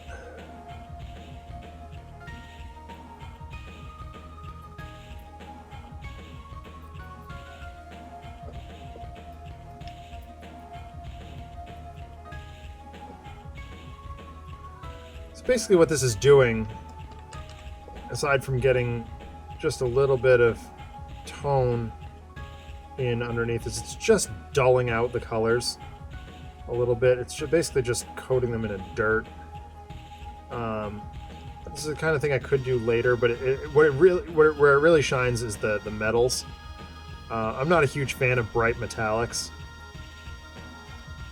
Matter of fact, there was a short period of time when we were practicing this on 40K models, where we were trying to develop a straight up matte gunmetal technique, and it worked okay.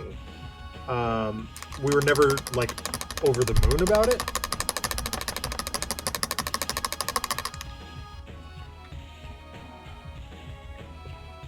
But it basically involved using a lot of sort of earth tones, things like Gorthor Brown. Ow.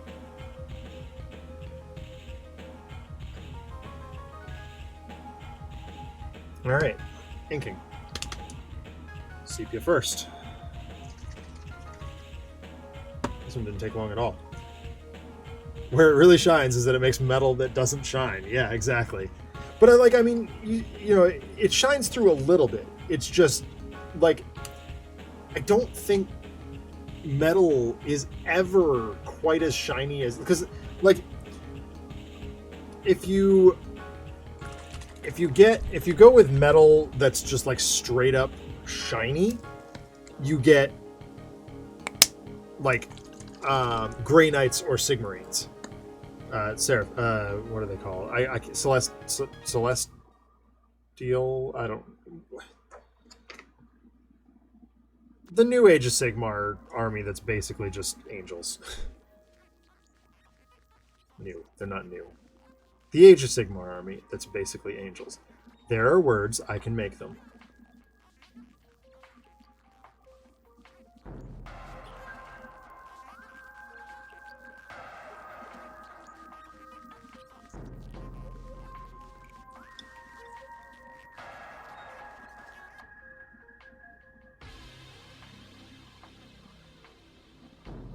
Oh yeah, no, absolutely. Words are fun. I was talking to the guy the game designer who responsible for Brutality on Twitter the other day, Frost. Stephen Frost is a really nice guy. Follow him on Twitter. It's great. Very supportive of what we're doing here and other stuff.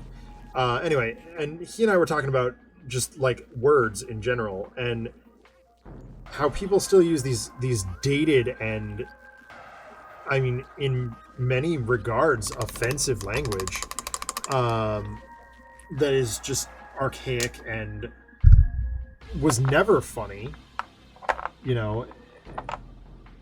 and people seem to think it's edgy or whatever, and it's not. There are so many more interesting and exciting words in our language, and indeed in any language, that why are you stuck on these, or why are people, not you, I'm sorry, not you, why are people still stuck on these hate-filled words?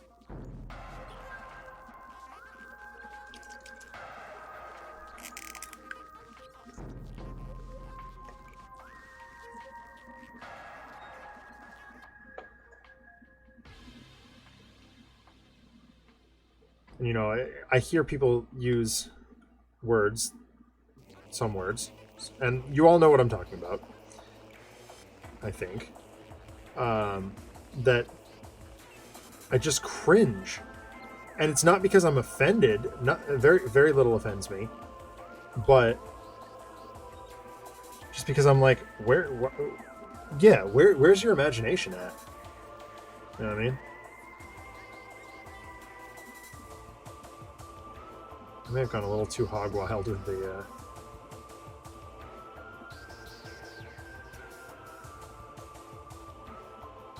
toning here, but I think it'll be okay. The dirtying, that is.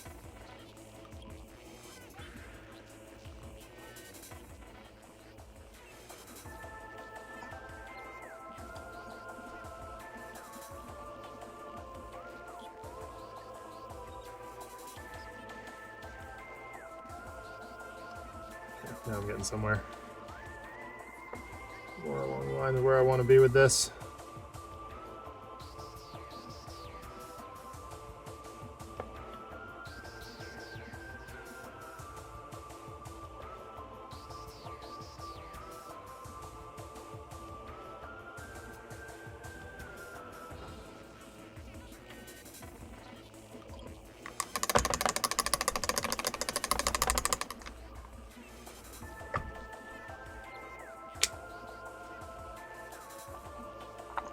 I don't know. Language is just so cool to me. And I like words. Words are neat.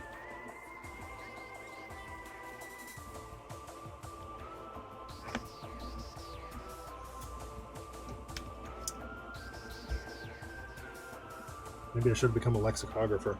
There's a fun word, lexicography. It's the study of words.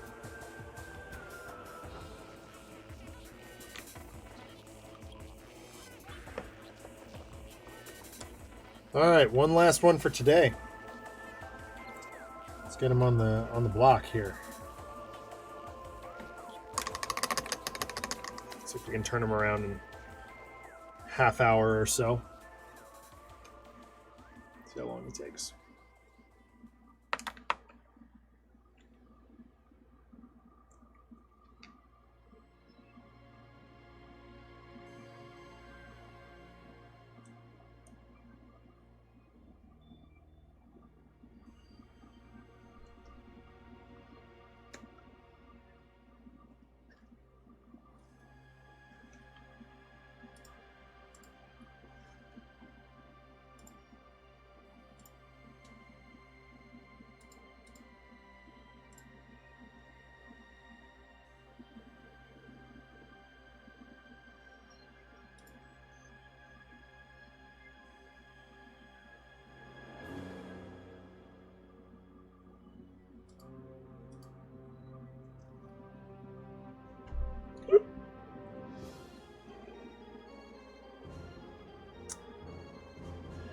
Oh, boys, I get the hiccups.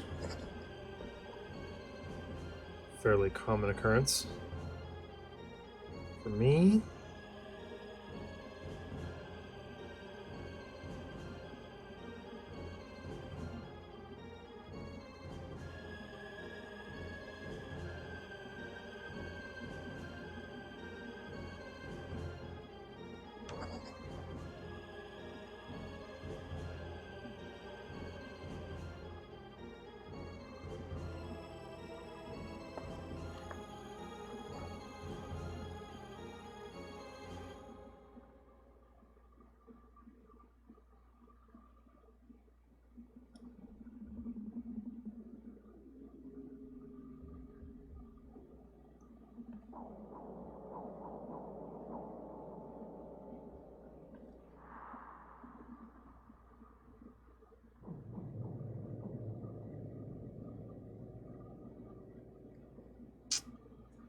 yep, that's an arm. Sure is an arm.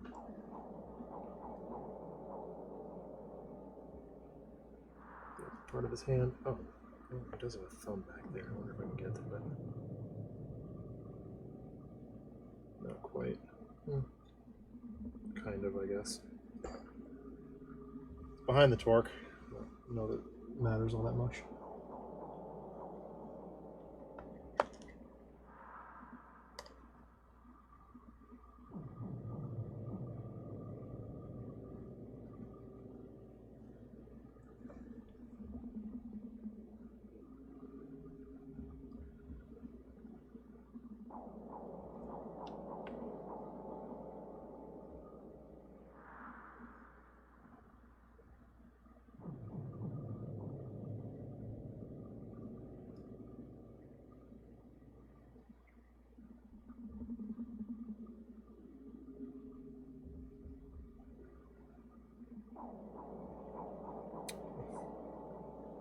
little sloppy there. No big deal.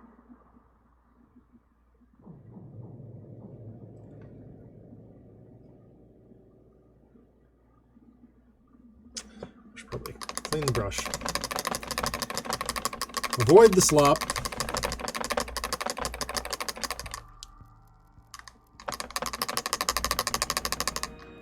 Avoid the slop.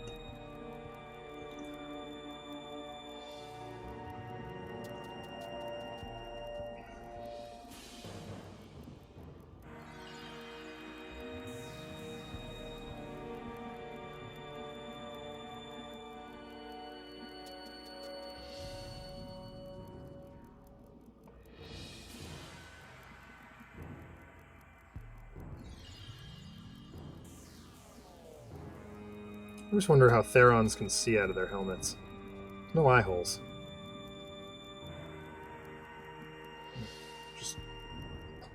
What are you shooting with that torque bow? I guess there's an enemy there? No, you idiot! They're over on the other end. Oh, well... Why'd you give me this helmet, then? Well, I don't know.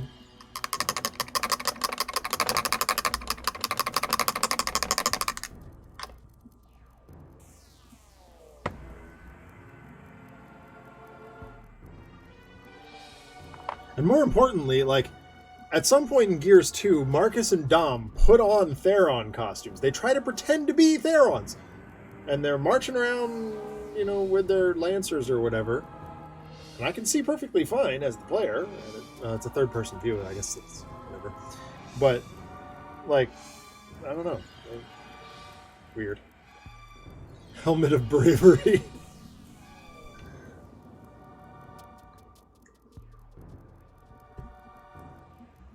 What'd you give me this stupid thing for? I didn't ask for that. Oh, I mean, you want to protect your head. That's where your brain is. Yeah, well, I'm not thinking with that brain. Well, what are you thinking of? I don't know. Hive mind? Oh, of course.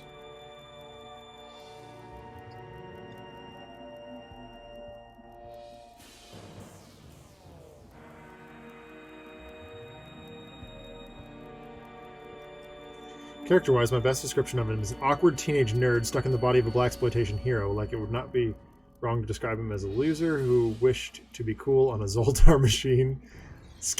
Oh my god. Skills include enhanced strength and vitality from the serum, somewhat of an ability to project bravado by just leaning into the charisma associated with his appearance, and a collection of highly dangerous chemicals derived from his serum research that most definitely can be used as a poison. RPD, I absolutely adore the depth, man. Like, it's so good.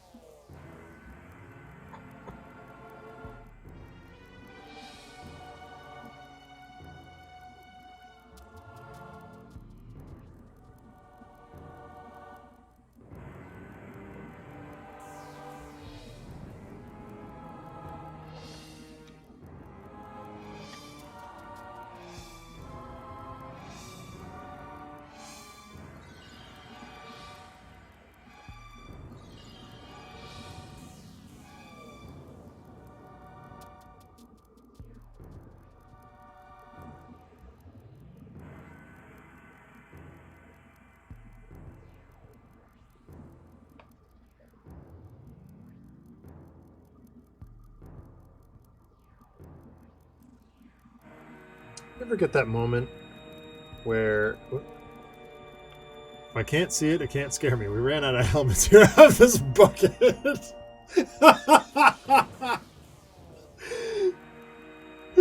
Oh my god.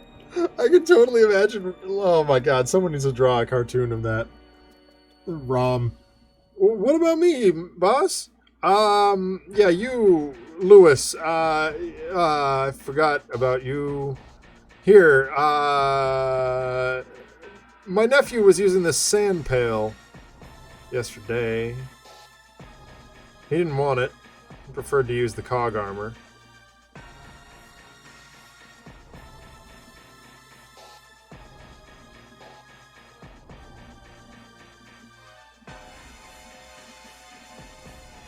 that I left lying around. You know how kids are.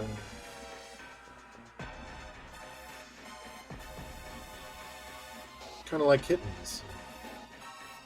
You can buy the cat all the toys in the world. What's a kitten, boss? It's kind of like a wretch, but softer and cuddly.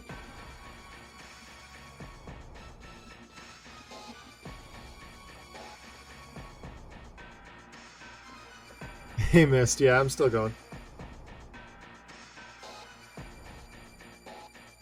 Almost done now. Working on these guys.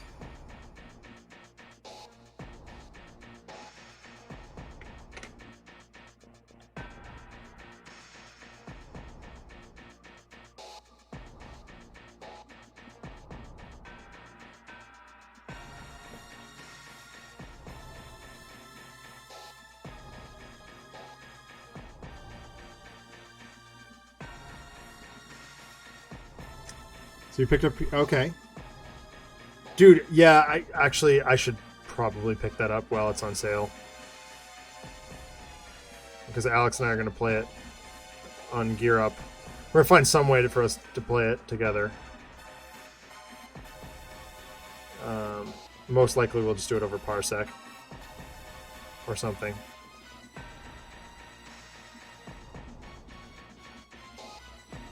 We shall figure it out. Some friends and I were talking about it at D&D the other night, and we decided that they should remake the other Gears games as Gears Tactics, or at least one. Yeah, I mean, that'd be cool. I love, obviously, the plot of the Gears games. It's half. Oh, no. Golly, dude. I'm sorry.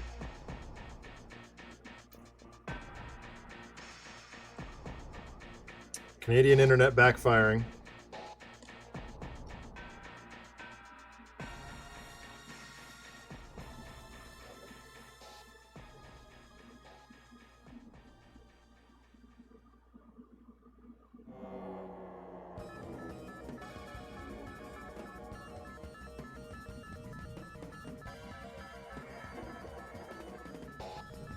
Have you tried threatening it? Or throwing it out a window? Sometimes that works.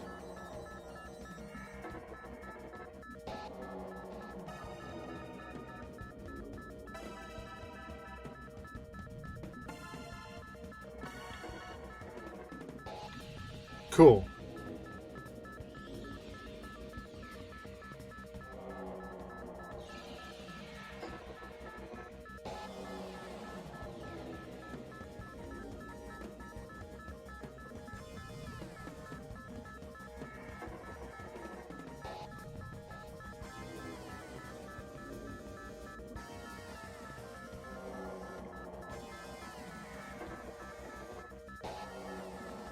Have you sent a ransom note to its family?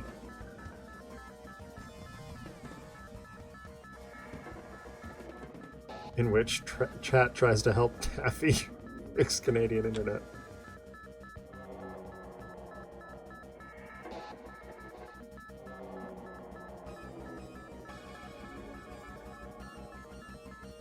Oh no. Ian, you want to relay my suggestion to throw it out the window?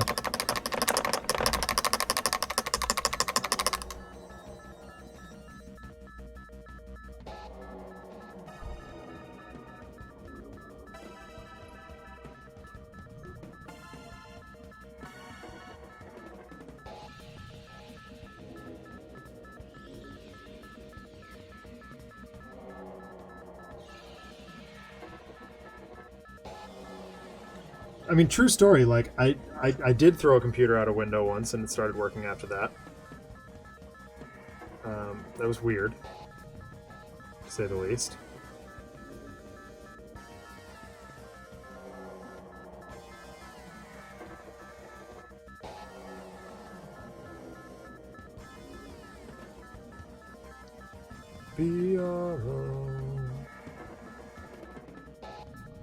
So many songs stuck in my head right now.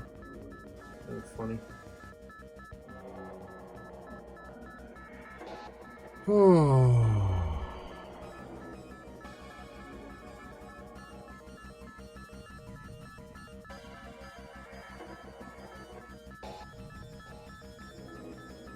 On the ground floor. Yeah, exactly.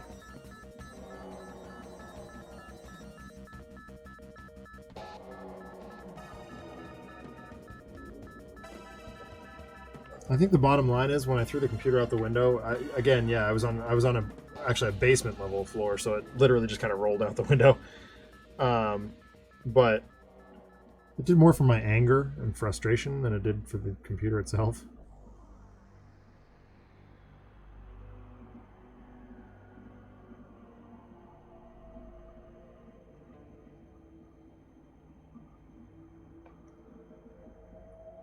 Don't want it to fall too far. That'll cause irreparable damage. Yeah. Yeah. More or less.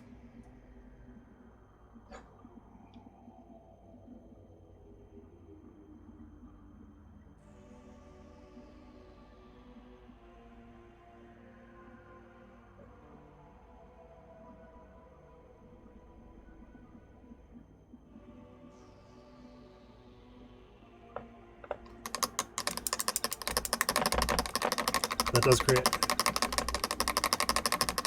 an interesting experience, a very fragmented conversation.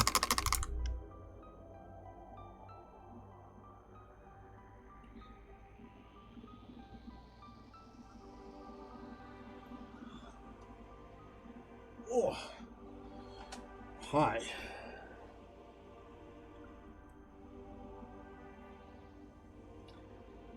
Almost there with the red now. A little more to go. Did the entire Taffy Man streamed commission by a proxy because my net was... Oh no!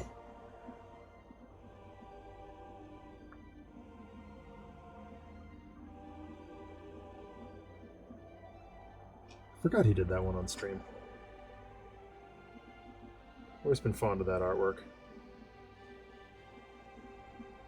We gotta take up a collection from the Letters Page Discord and get him to do Old Man Taffy.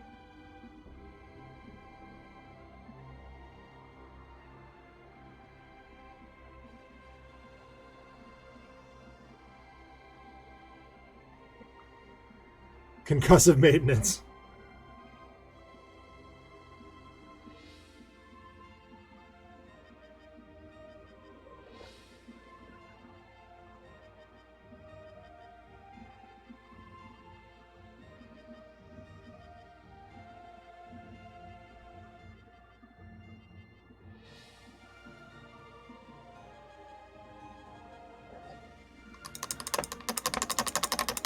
Oh.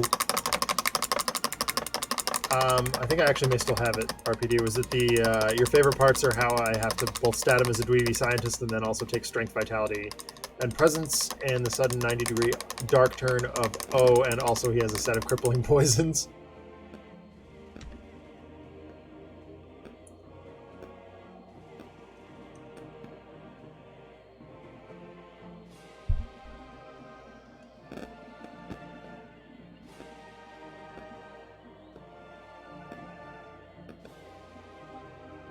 Is that the bit you were waiting on?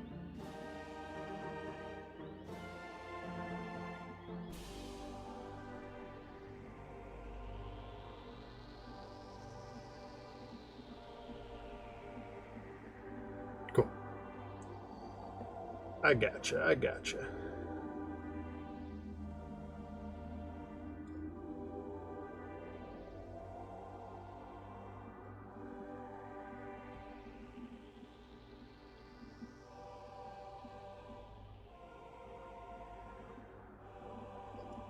Aha! Hey, Taffy can hear and see now. Well, presumably. So, and to burn down the entire Twitch app on your computer. So this is what we got going on, Taff. We're currently here.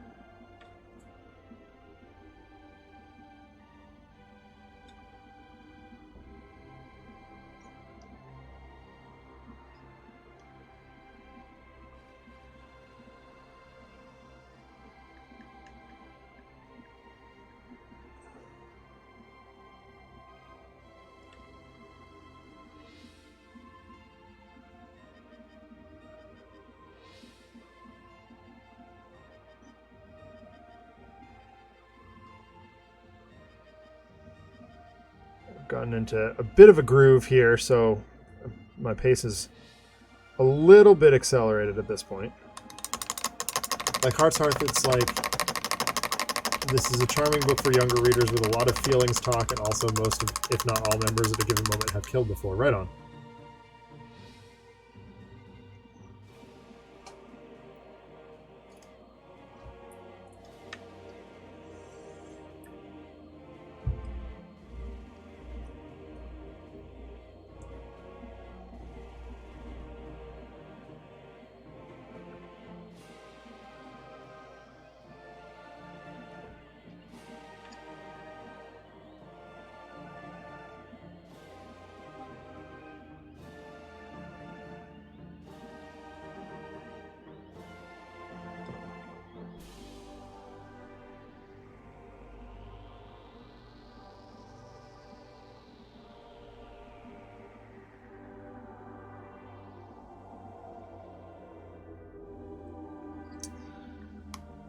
All right, brown time.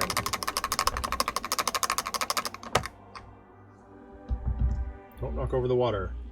So like Worm for kids.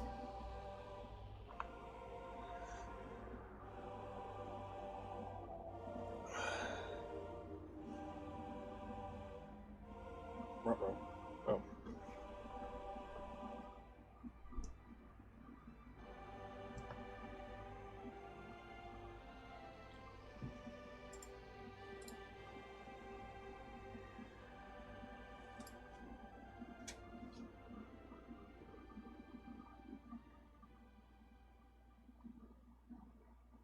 So I've got so many, like, I'm using this, my screen on the left to monitor chat and to watch what I'm doing on my camera.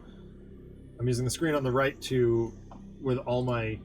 with like 3 of my reference images, and then I got the Citadel Color app on my phone.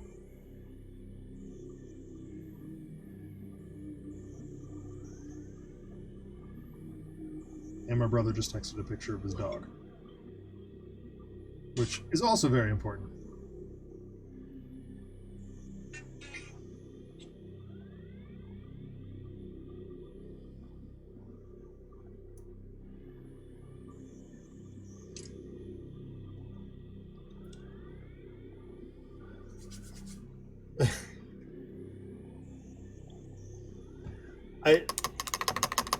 Adam yelled at me the one time I put the Citadel Color app on the screen.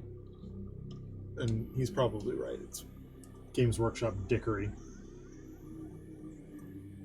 Would probably be like, "Bah, you can't show that on screen." An angry letter from Steve from the Skulls department. Dear Sir or Madam, Skulls!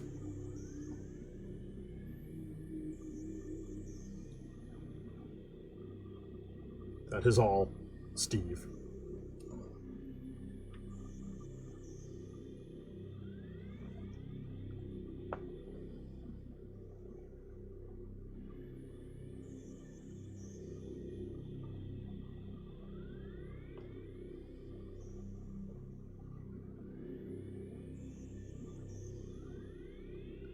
Dear future Blood for the Blood God, stop showing off the product for free.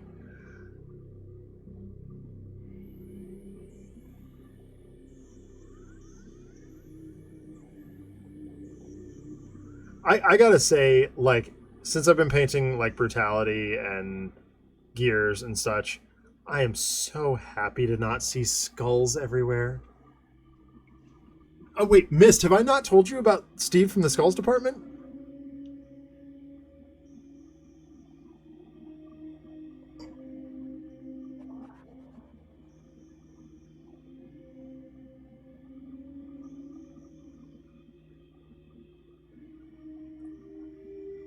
Okay, so I'll just tell the story. Years ago, we got these giant terrain boards in at the store with the intention of using them to, of course, play, at the time, Warhammer Fantasy, because 40K was not as popular at our store as it is now. And At that point at the store, there, as there are now, were 3 employees other than the boss. But yeah, isn't that called advertising? Well, yeah.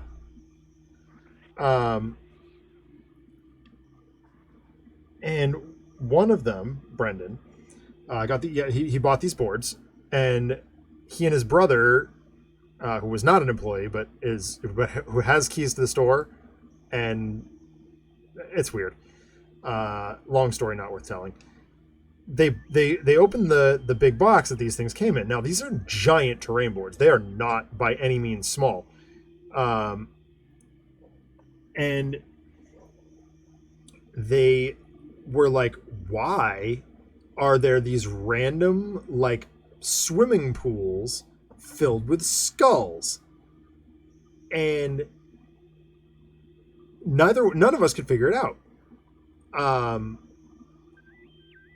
And my friend Joff made this offhand remark about Games Workshop requiring a specific number of skulls per model.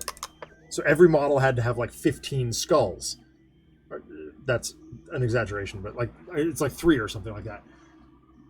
And my boss, Mike, goes, wait, so what you're saying is that Games Workshop has a skulls department, and there's just one guy who sits there and like inspects every sculpt, and he's like, nope, not enough skulls. And Joff goes, yeah, it's Steve from Skulls.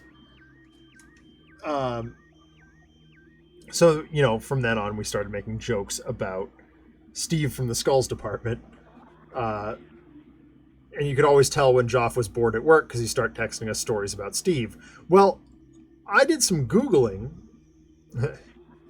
I went on the internet and I found this. Turns out one of the founders of Games Workshop is named Steve. And we're like, yep, so Steve just lives in a basement, like the 34th sub-basement or something like that, at GW headquarters, and just inspects models to make sure they have the requisite number of skulls. And eventually Joff started coming up with his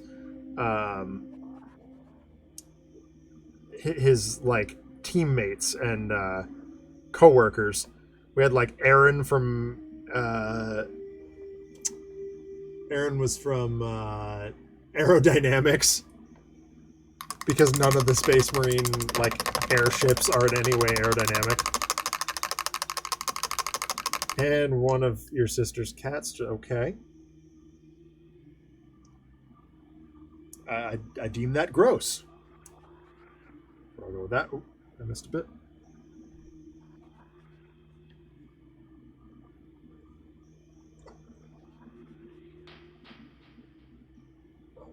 But also very common with cats. I have 2 of them. They are not allowed in this office. And that is no small amount of the reason why they are not allowed in this office. Because I don't need to be cleaning up the puke or the poop.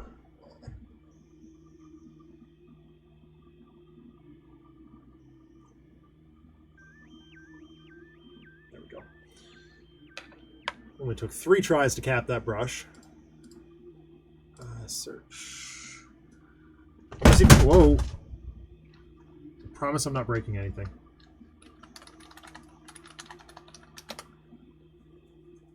Here we go.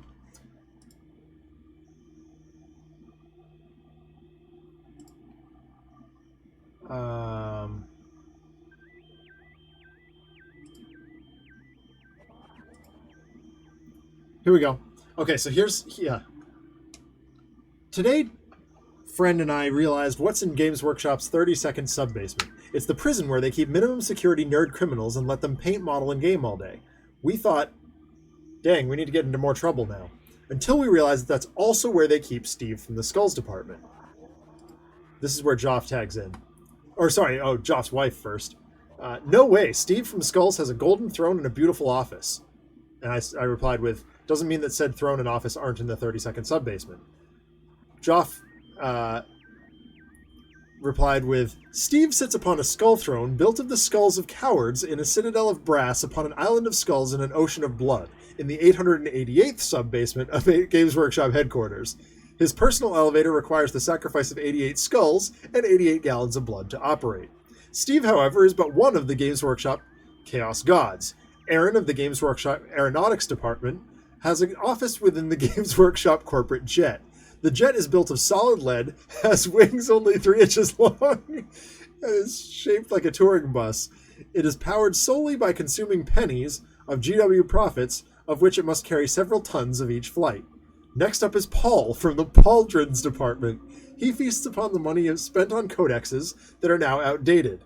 He pushes the mortal thralls at Games Workshop to create ever larger pauldrons on their miniatures. His office is on the 4-story tall pauldrons that sit atop Games Workshop headquarters. These massive pauldrons protect Games Workshop from internet flames and hate for Age of Sigmar. So there is the story of Steve from Skulls, told in full.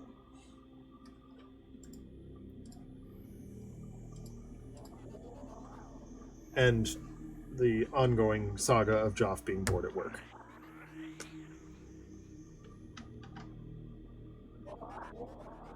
Uh-oh. Oh, I put it... Somehow I managed to put my...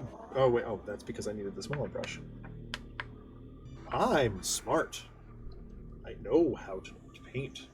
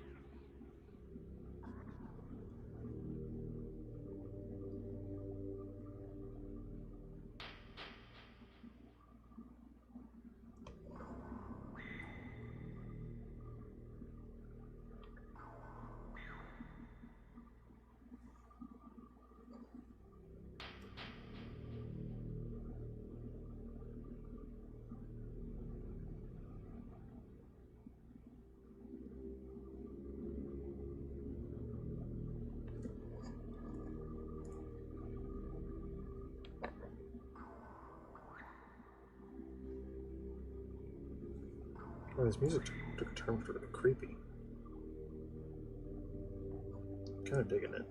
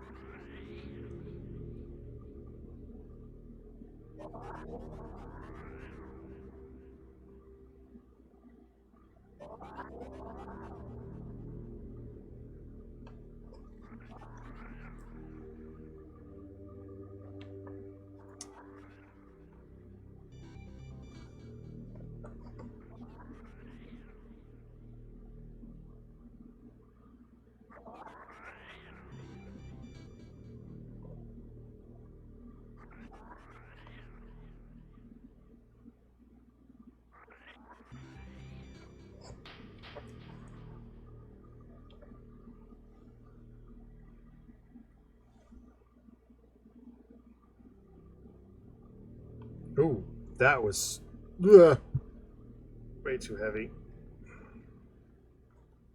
It'll be okay though.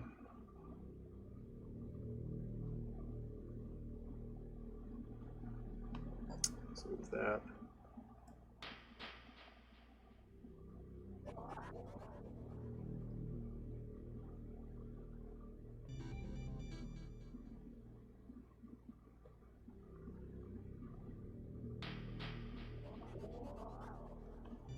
Their heads fit nicely up their rears because of the mandatory skull removal. I mean, possibly.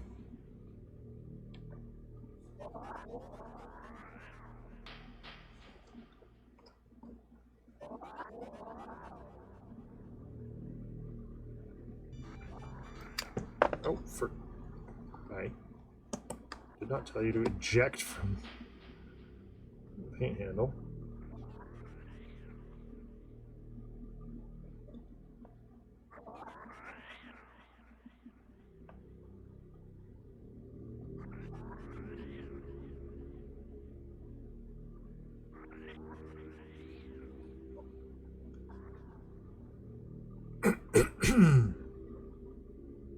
Sorry.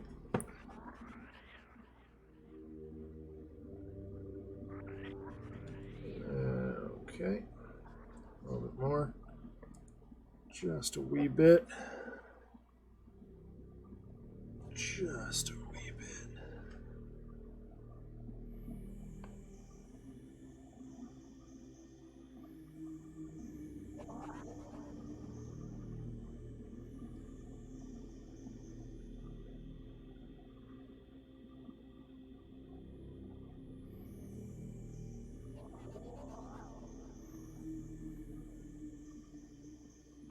Right.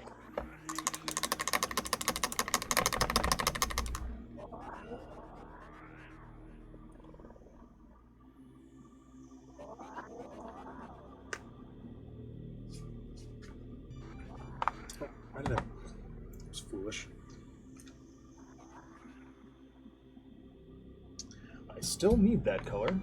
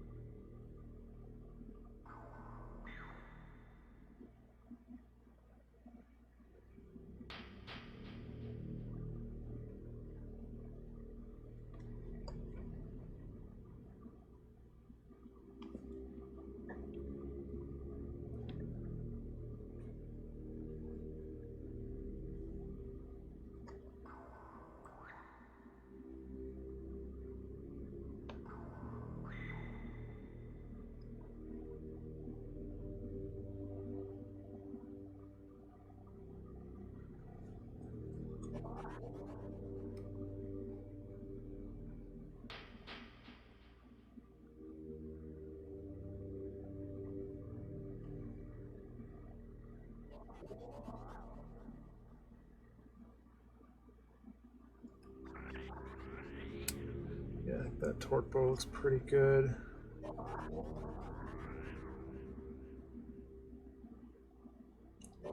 Metal weathering here.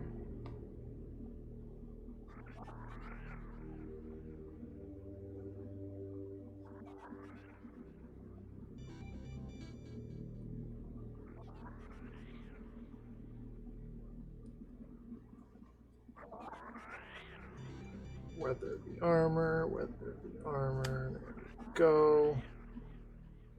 Get this other weird. Paul from Pauldrons hit this model pretty hard.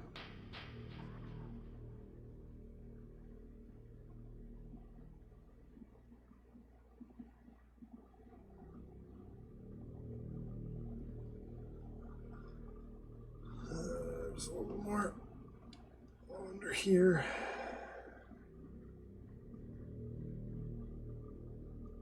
All right. I think it's time to dirty this up, ink it, and call it a night.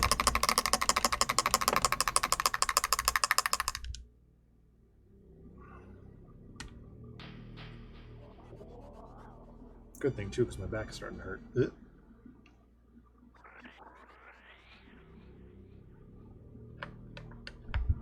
Get out of the way.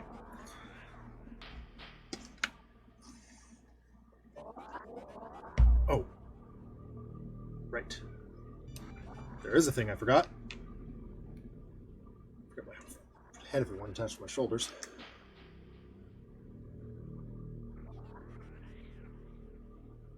Just that little bit of red on the torque bow.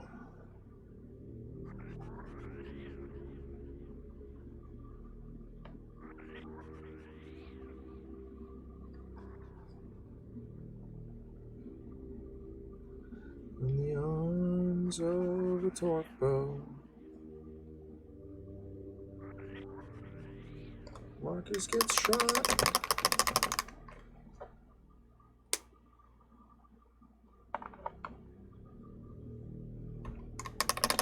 Oddly singy today.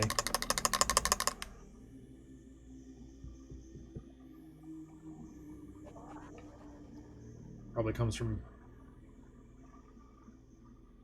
sitting alone at the store all day with nothing but no noise except the occasional shout from Paul, Ryugami-san, here on Twitch. Yeah, okay. Dirty time. Dirtying time. What on earth are we listening to? Oh, Metroid Prime again. Alright. No complaints. Love Metroid. I just don't recognize this one quite as well as I do some of the other stuff that are on this playlist. Mostly Mega Man, but I threw on a little bit of Metroid, a little bit of Turtles.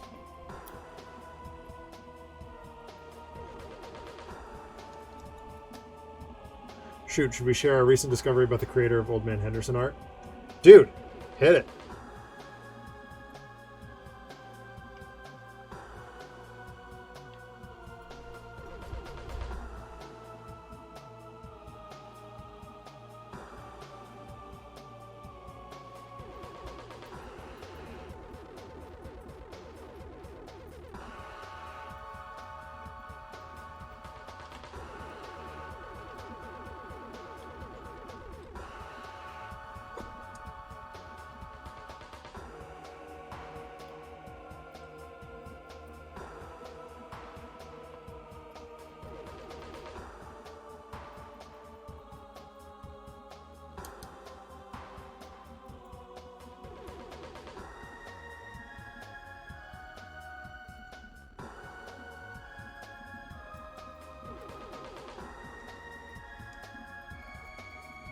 That was a pretty awesome discovery, all things considered.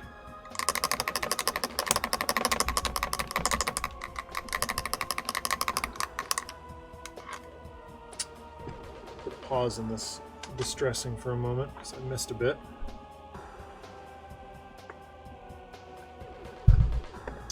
And I'll bump the mic in the process, because that's what I do.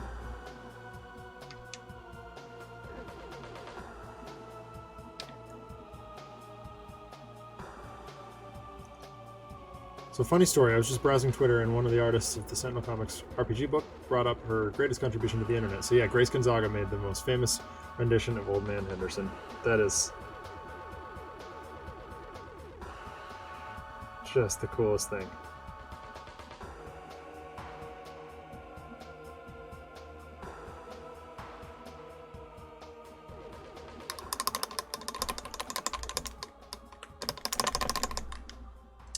And you know I love me some Old Man Henderson.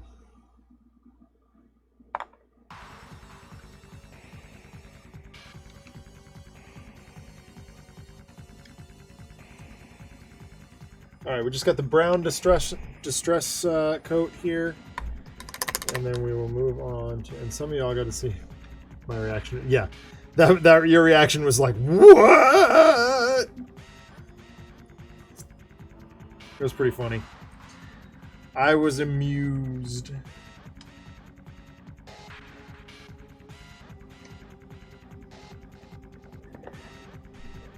She's terrific too, by the way. Like, if you haven't seen her art, Grace Gonzaga on Twitter, check her out.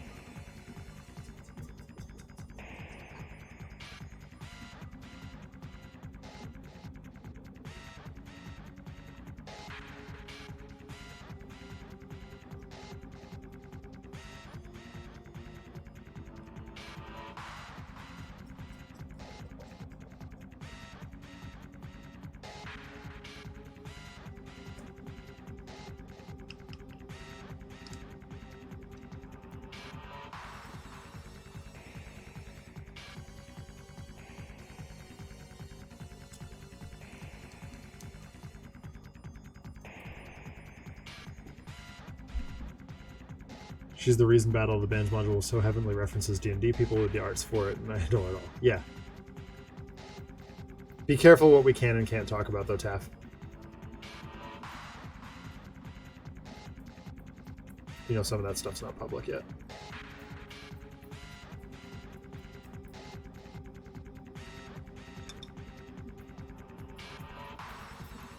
Okay, cool.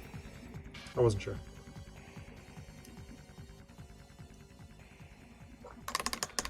Alright. I think this guy's ready for ranking.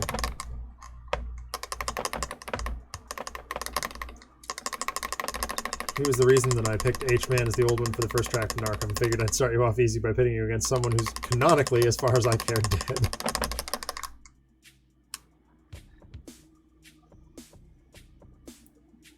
Oh, this goes down here.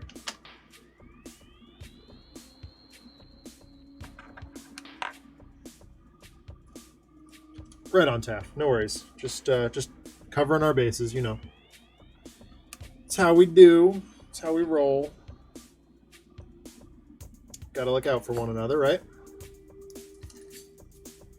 We roll together, we die together. Right, RPD?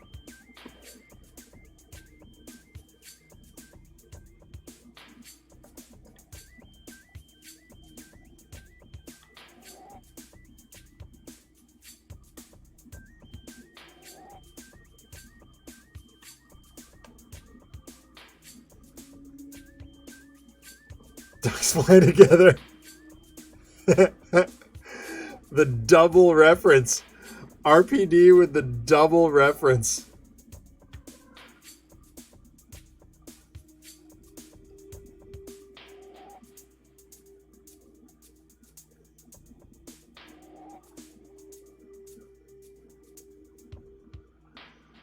Hitting us with the FP and the Mighty Ducks. Two of my favorites.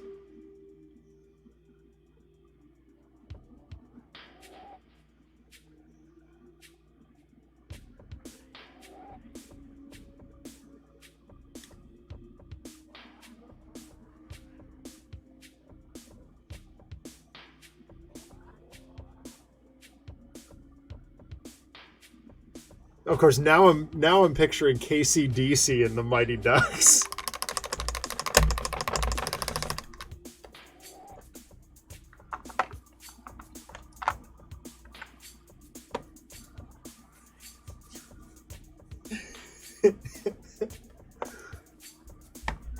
When the bums are all gone and the booze is dried up, ducks fly together, yo.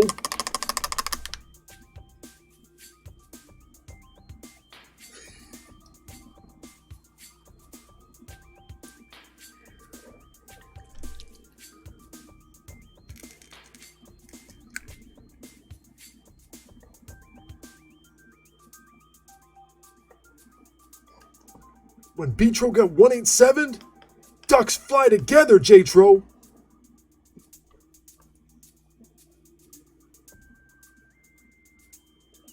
You heard?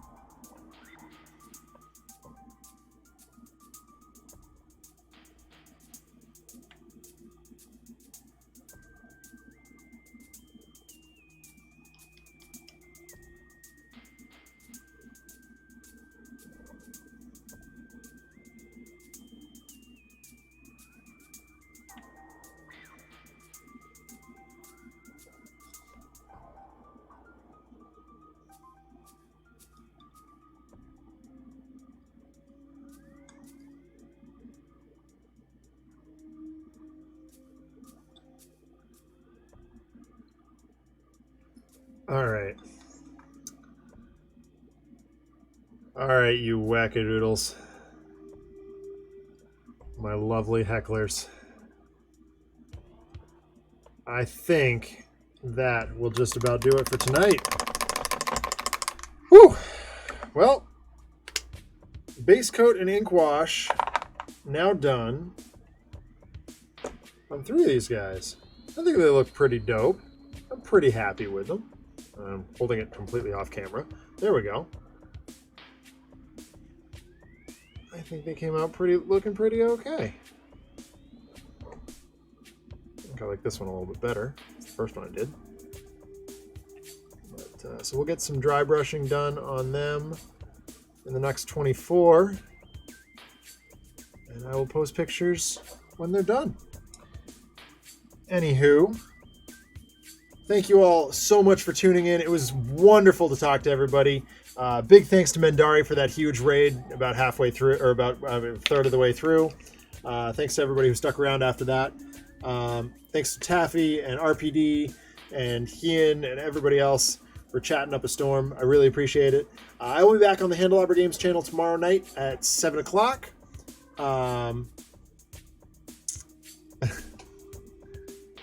I mean, I call my followers the hecklers, Ian.